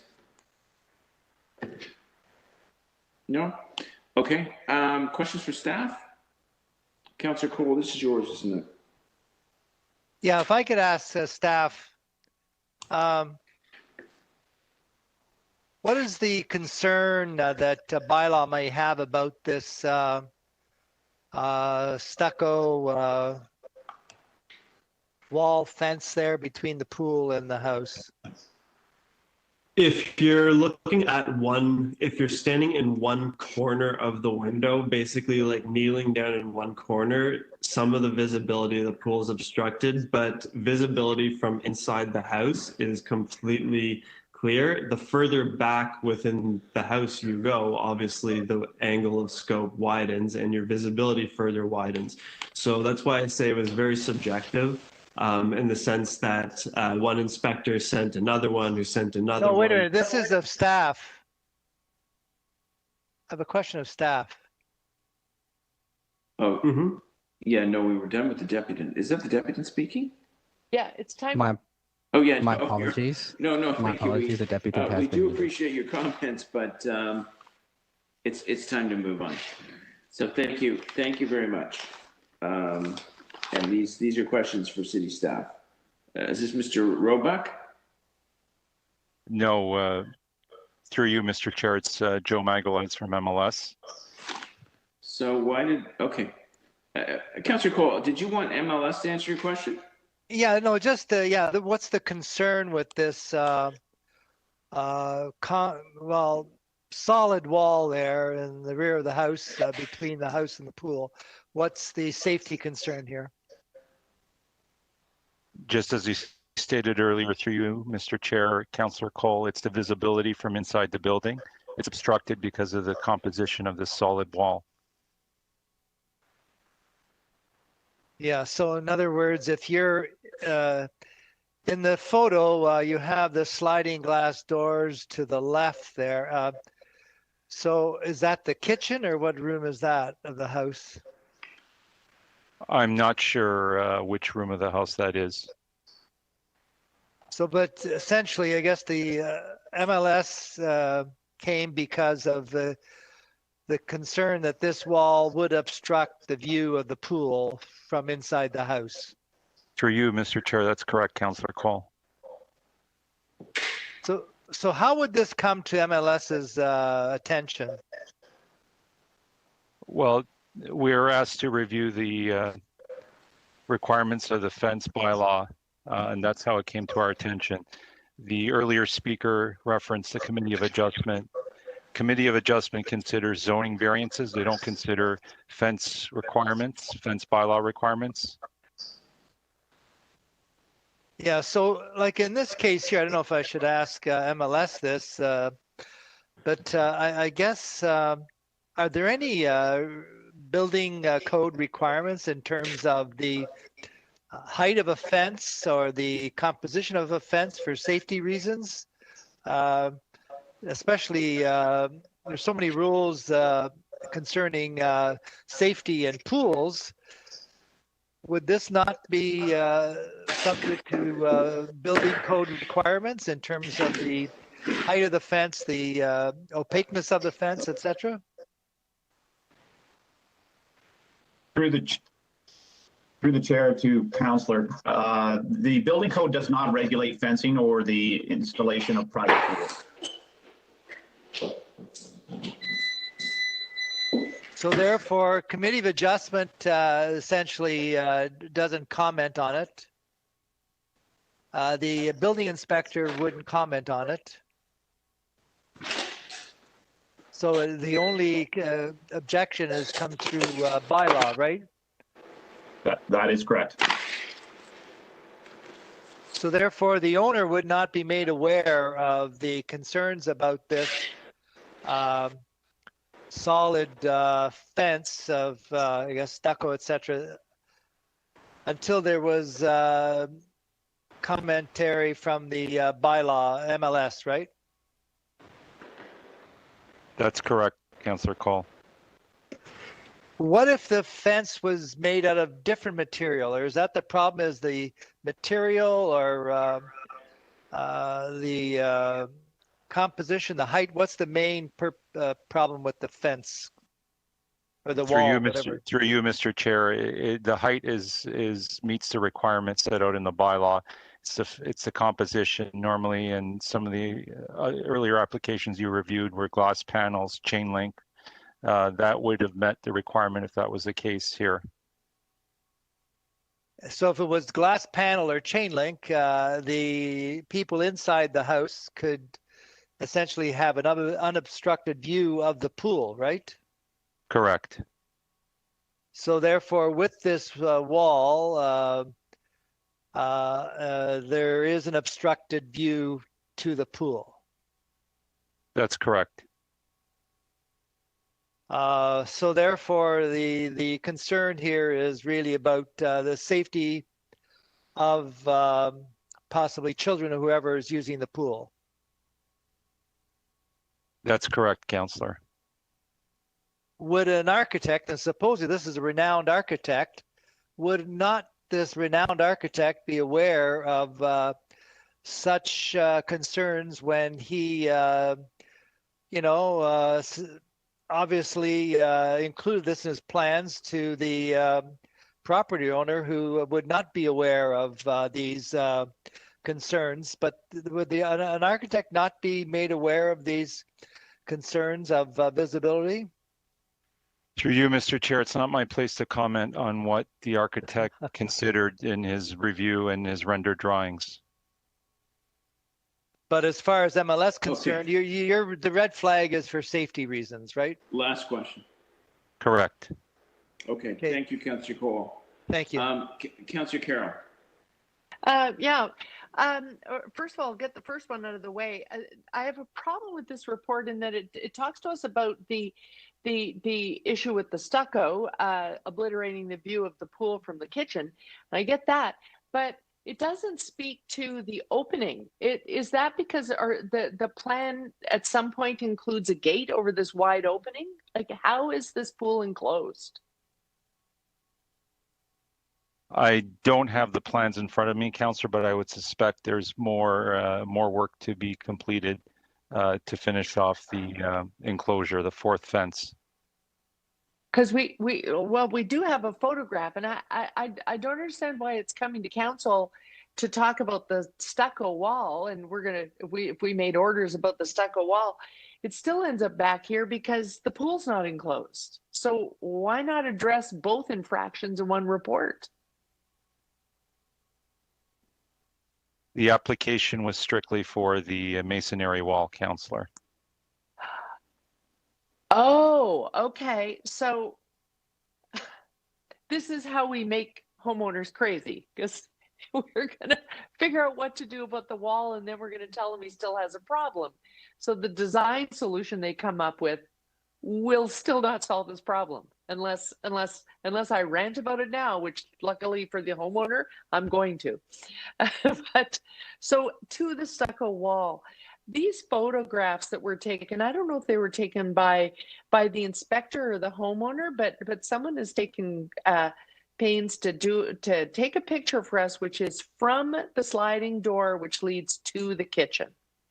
So it says it's attachment 6. This is if you ran in to make a sandwich and ran back out again from the kitchen, this is the door you're using.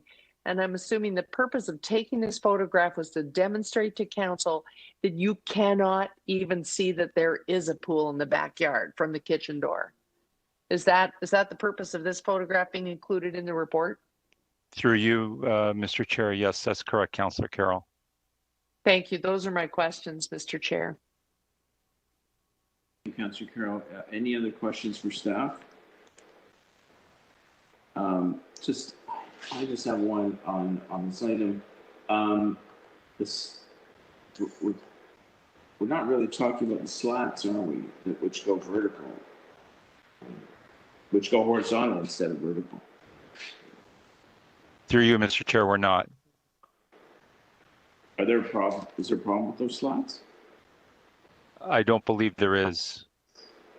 So, again, this application is strictly about the wall, the masonry wall that forms part of the fourth side. So wood slats in a pool setting, it doesn't matter whether they go vertical or horizontal?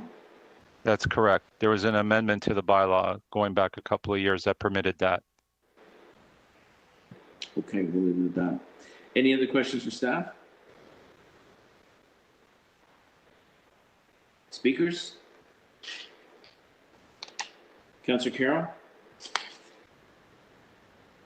Yeah, Mr. Speaker, I don't know what the local councillor intends to do, but as usual, I'm going to put on the table the refuse, option 1, because that's what I want to vote. Mr. Chair, the photographs, here we actually see the pool. And we've been provided with photographs that show us just how blind that wall is making this pool. But I am extremely frustrated and sympathetic to the homeowner for the fact that there is still the issue of this pool is not enclosed, and we're not even talking about that right now. This is a dangerous pool, and this, to me, it's got nothing to do with architecture. I'm a big fan of the flat top. we drive through my ward debating this, my staff team and I, all the time, because I'm team flat top modern renovation, and there are different tastes among us, and we're forever going.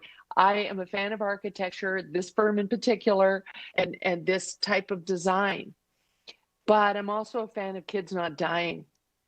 And, you know, I can't underscore this enough for the homeowner. The picture that's provided to us, I'm just going to remind councillors, because they've heard this before, this is exactly the condition in which my cousin died at the age of 4. Exactly. He died in November. He didn't die in the summer. He died in November because while mom was making a sandwich in the kitchen, he found his way out. And he found his way to the side of the pool and slid down into the water collected over top of the cover at the wrong time of year and drowned in very cold water that was only 2.5 feet deep. That's why I am such a stickler for pool fences. It's personal.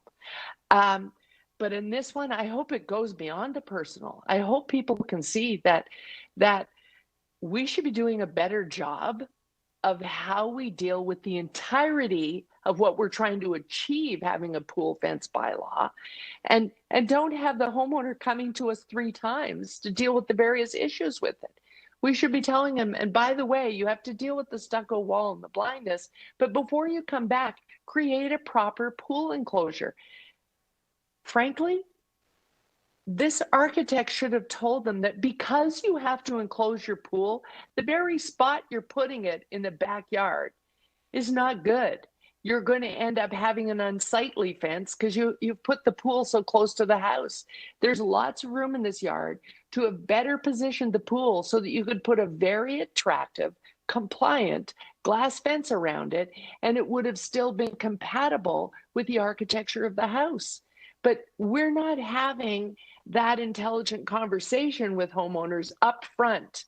So while I'm moving refusal, I move it with sympathy for the homeowner because this is not our best work.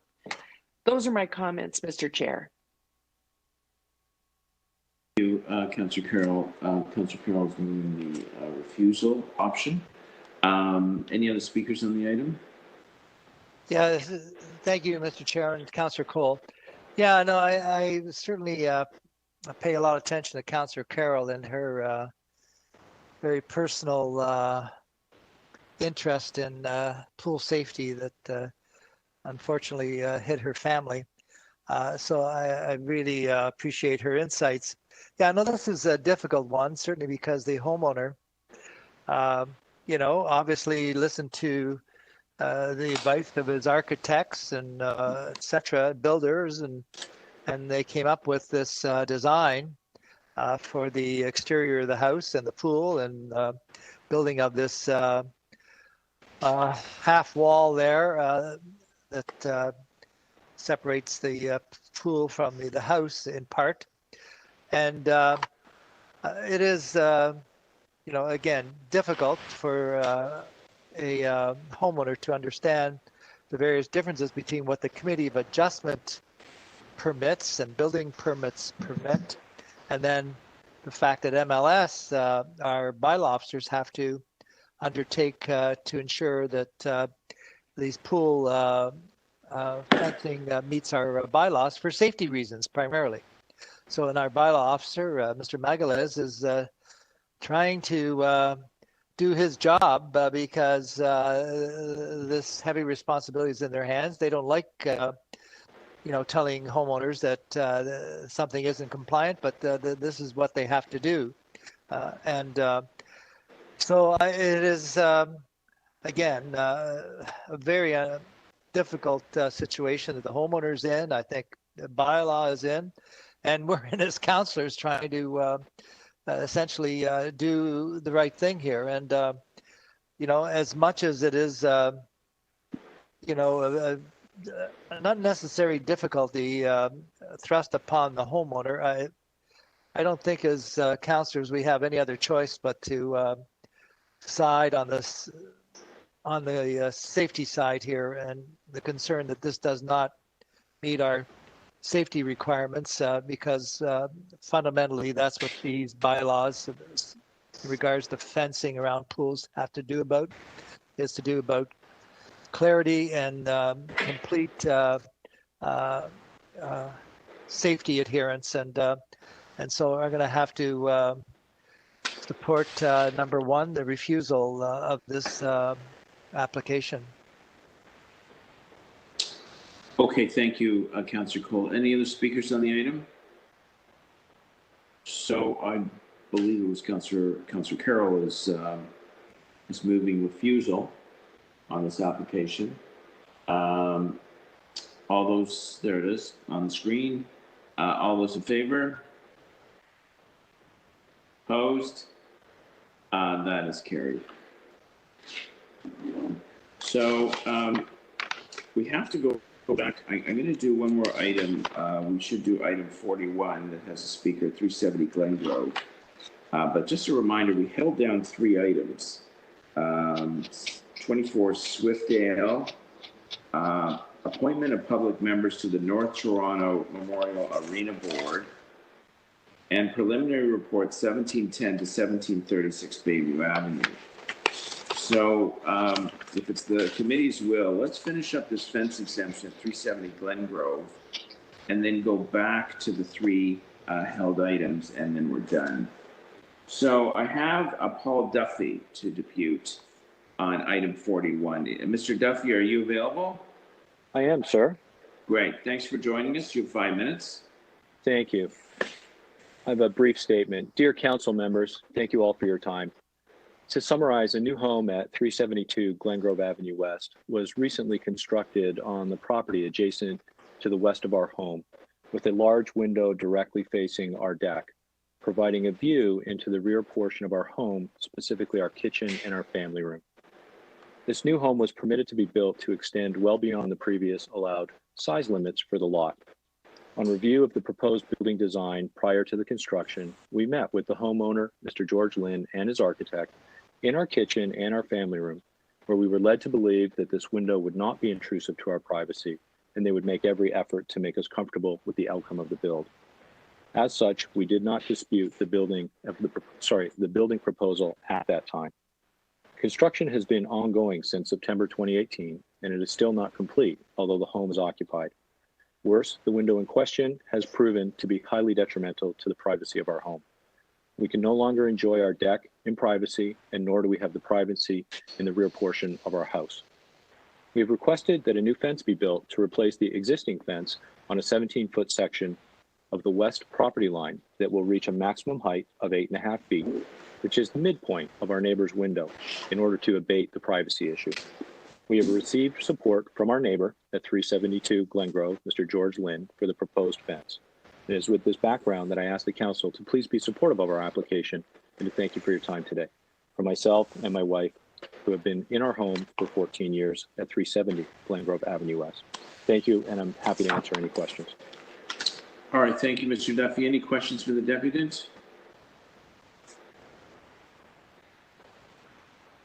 No questions for the deputants. Questions for staff?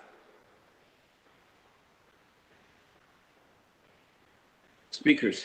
Councillor Cole, this is in your ward. Yeah, this is a pretty clear cut. I would move number 2, the grant to the exception for Mr. Duffy at 370 Glengrove. Okay. Recommendation number 2, granting the exemption, is on the floor. Any other speakers to the item? Okay. The motion is going on the screen. All those in favor? Opposed? That is carried. Okay, so I understand from staff, I'm going to go back to 24 Swiftdale Place, Deputy Mayor Minawong's item. He had asked, I believe, for some plan details on this item, and I believe staff have it. So do you want to re-ask your question? Yeah, thank you, Matt. Mr. Chair, I mean, I actually conferred with my staff who got the information. My understanding is from the builder. But I mean, now we have staff there, and I guess the question is how did that, was that door in the original plan? This is my first question.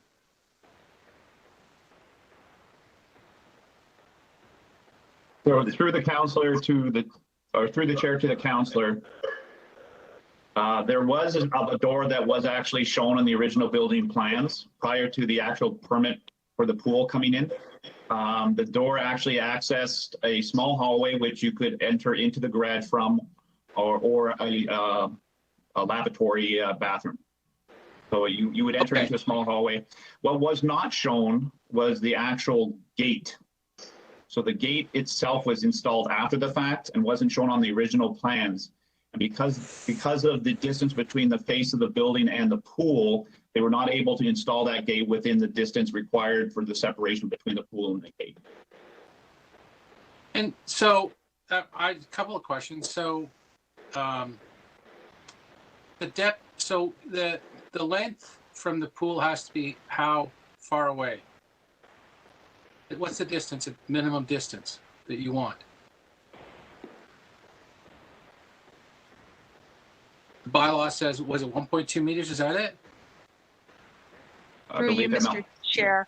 Yes, through you, Mr. Chair. That is correct. A minimum of 4 feet from the water line.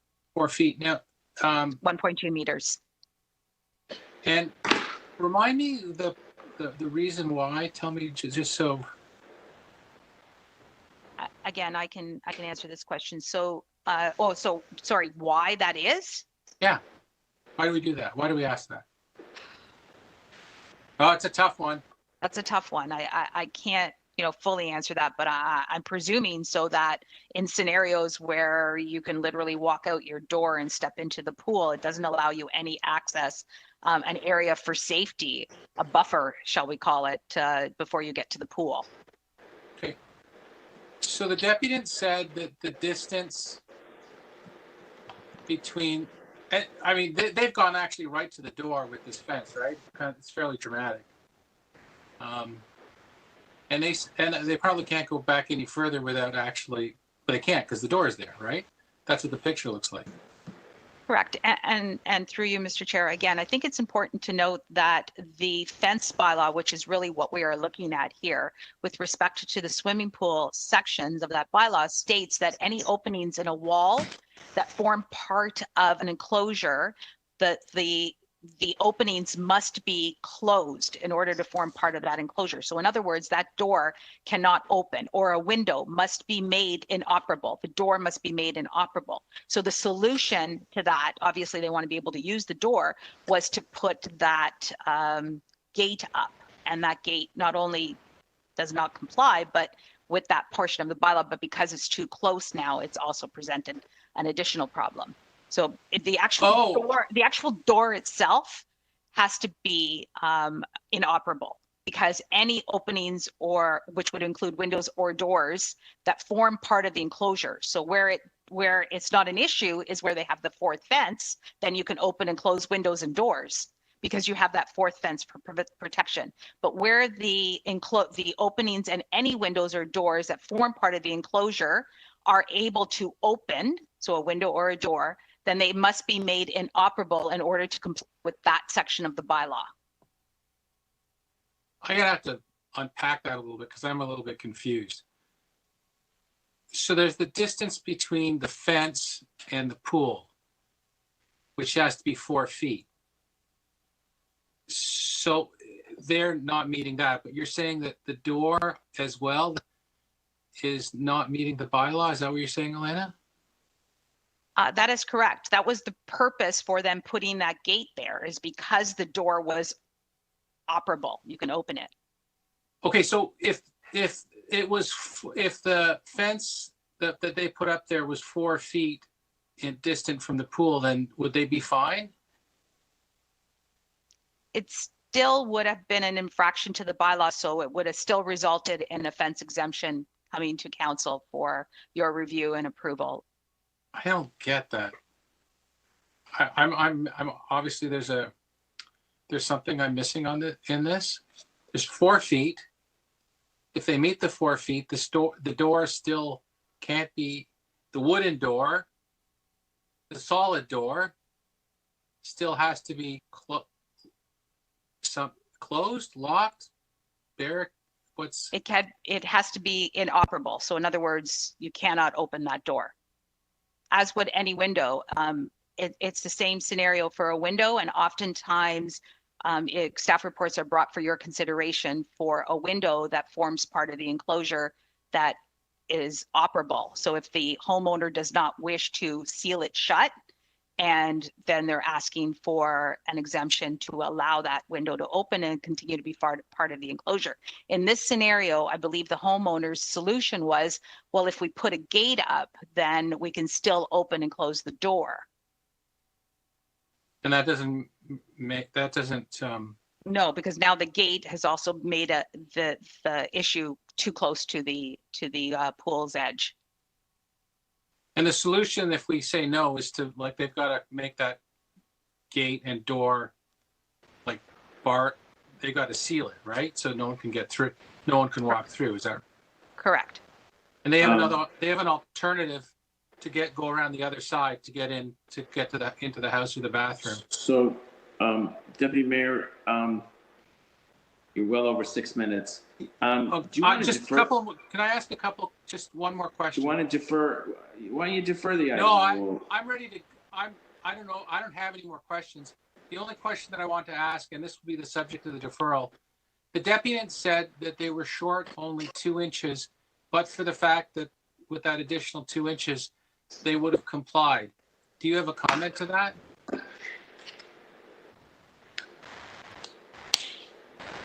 Sorry, through you, Mr. Chair, is that directed to myself? Yeah. Well, that's hard to say because had the gate not been there at all, then they would not have complied because there was an opening. Okay. It's a double-edged sword, so to speak. If I may, through the chair to councillor, the requirement, if the door opens, you need to install a fence. The fence has to be a distance from the pool. The fence is 2 inches too close to the pool. If the fence was built in a fashion that it was more than the 1.2 meters from the edge of the pool, it would comply.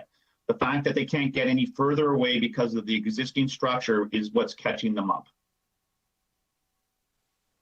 I see. Okay. I'm finished my questions. I don't know if Shelley or anyone else missed. Okay, thank you, Deputy Mayor. Any other questions for staff? Just a reminder, we're on item 2338, 24 Swiftdale, request for fence exemption. Any other questions for staff? No? Speakers? So I see Councillor Carroll and I assume Deputy Mayor Minnan-Wong. No. Councillor Carroll, you go ahead. Yes, I expect the local councillor will have a different motion, but I'll be moving option 1, the refuse. And I'll just quickly go through my frustration with this one. Again, I wish early on someone had said, you know, if this is the quickest route to the bathroom. The deputy had stated that while this is going into a garage, it's also the quickest route to get to a bathroom. And that's why the door's there. But if in planning, someone should have said, you have a gate right beside the cabana, put a door to the garage there. So you go through a proper gate, a proper distance away from the pool, and the door is outside that gate to get into that garage. There's also the other fence. There's another perimeter fence that leads over to a covered patio. Doesn't show in the drawing, but I would assume there's a way into the house there, and that would be another great way to get to the bathroom. Really, the only solution to this door is to have it permanently locked. The reason distance is such an issue, the reason, North American policy informs our policy to have that distance requirement is if a child is going to climb over a fence, if that pool is too close, as they go over the fence, they just topple right into the pool. So that's why that distance becomes an issue for them. That's where that policy design comes from. And so that's why they're being a stickler about this, I dare say. But I'm moving refusal because I really think that the family's got to institute a better way to get to the bathroom, which is the properly distanced parameter fence that leads to what looks like a beautiful covered patio. And that would be the safest solution for all. I'm sorry to be a stickler because it looks like from the plans, this is a beautiful, gorgeous, fair-sized pool with a cabana and a hot tub and the whole 9 yards. But, as I've already stated, drowning is the driver of this policy. Thank you, Mr. Chair. Those are my comments. Thank you, Councillor Carroll. Deputy Mayor Minnan-Wong. Yeah, thank you, Madam Chair. How come everyone's calling me Madam Chair today? Sure, yes, Madam Chair. Well, to make a very bad pun, I was on the fence on this one. Ouch. But I actually am. I've been going both ways, yes and no, and I'm compelled. The thing that drives me are two things. I have 3 little kids, and it's like one of my worst nightmares for something like that to happen. I think any parent, it is probably one of the worst things that could ever happen. Number one. Number two, I am, Councillor Carroll's arguments did convince me. So there's an alternative in this arrangement. And I'm kind of persuaded by. Okay, thank you, Deputy Mayor. Any other speakers on the item? No? Okay, so staff recommendation is being moved by, staff recommendation number 1, refusal, is being moved by Councillor Carroll. So all those in favor? And opposed? That carries. Okay. Councillor Cole, did you sort out the appointment of public members to the North Toronto Memorial Board? Yeah, it's a bit of a gray area. I guess I'll just move the staff recommendation. It's unfortunate that we have to get rid of a very able and capable volunteer, but these are the arbitrary rules, I guess, that somehow make some sense. But anyways, I'll move staff recommendation. Okay. Staff recommendation moved to the the board of the North Toronto Memorial Arena Board. I remember that was an outdoor rink at one time, which I went to as a little kid and froze. But it was in the Canadian spirit that I had fun too. So yeah, and you and Johnny Bauer played there, I'm sure. Yeah. I'm old, but not that old. Anyway, all those in favor? Opposed? That is carried. Now, I believe there's one more item held, and that is 1710 to 1736 Bayview Avenue. Councillor Robinson, did you decide what you wanted to do with that? Yes, I do, Mr. Chair. Emphasis on Mr. The clerk has the motion.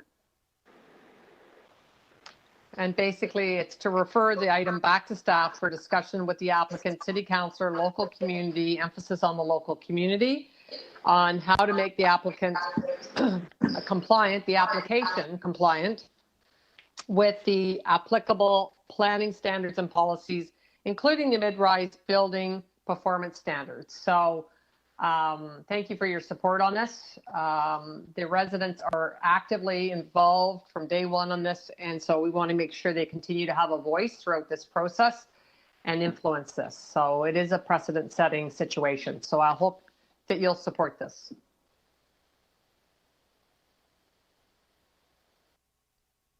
Thank you, Councillor Robinson.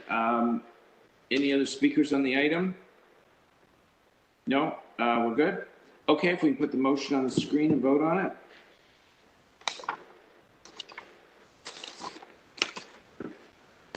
Okay, all those in favor? Opposed? That is carried. And I'd like to confirm with the clerk that that concludes items for today, and all we have to do is the bills. You are correct, Mr. Chair. Well, okay, great. So let's do the bills and pop them on the screen.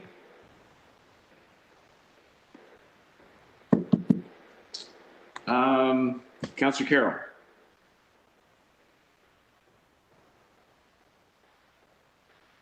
About that, I was having trouble unmuting. Yes, that the North York Community Council pass and declares bylaws Bill 264 to 272, prepared for the April 20th, 2021 meeting 23 of the Community Council.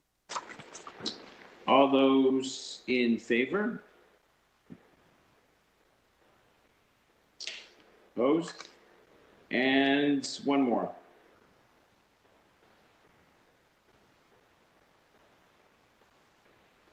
Councillor Robinson?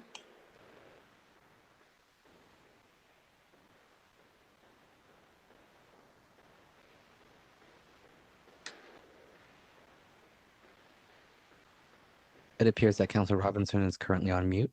Okay. Read the whole thing. Oh. Okay, there you go.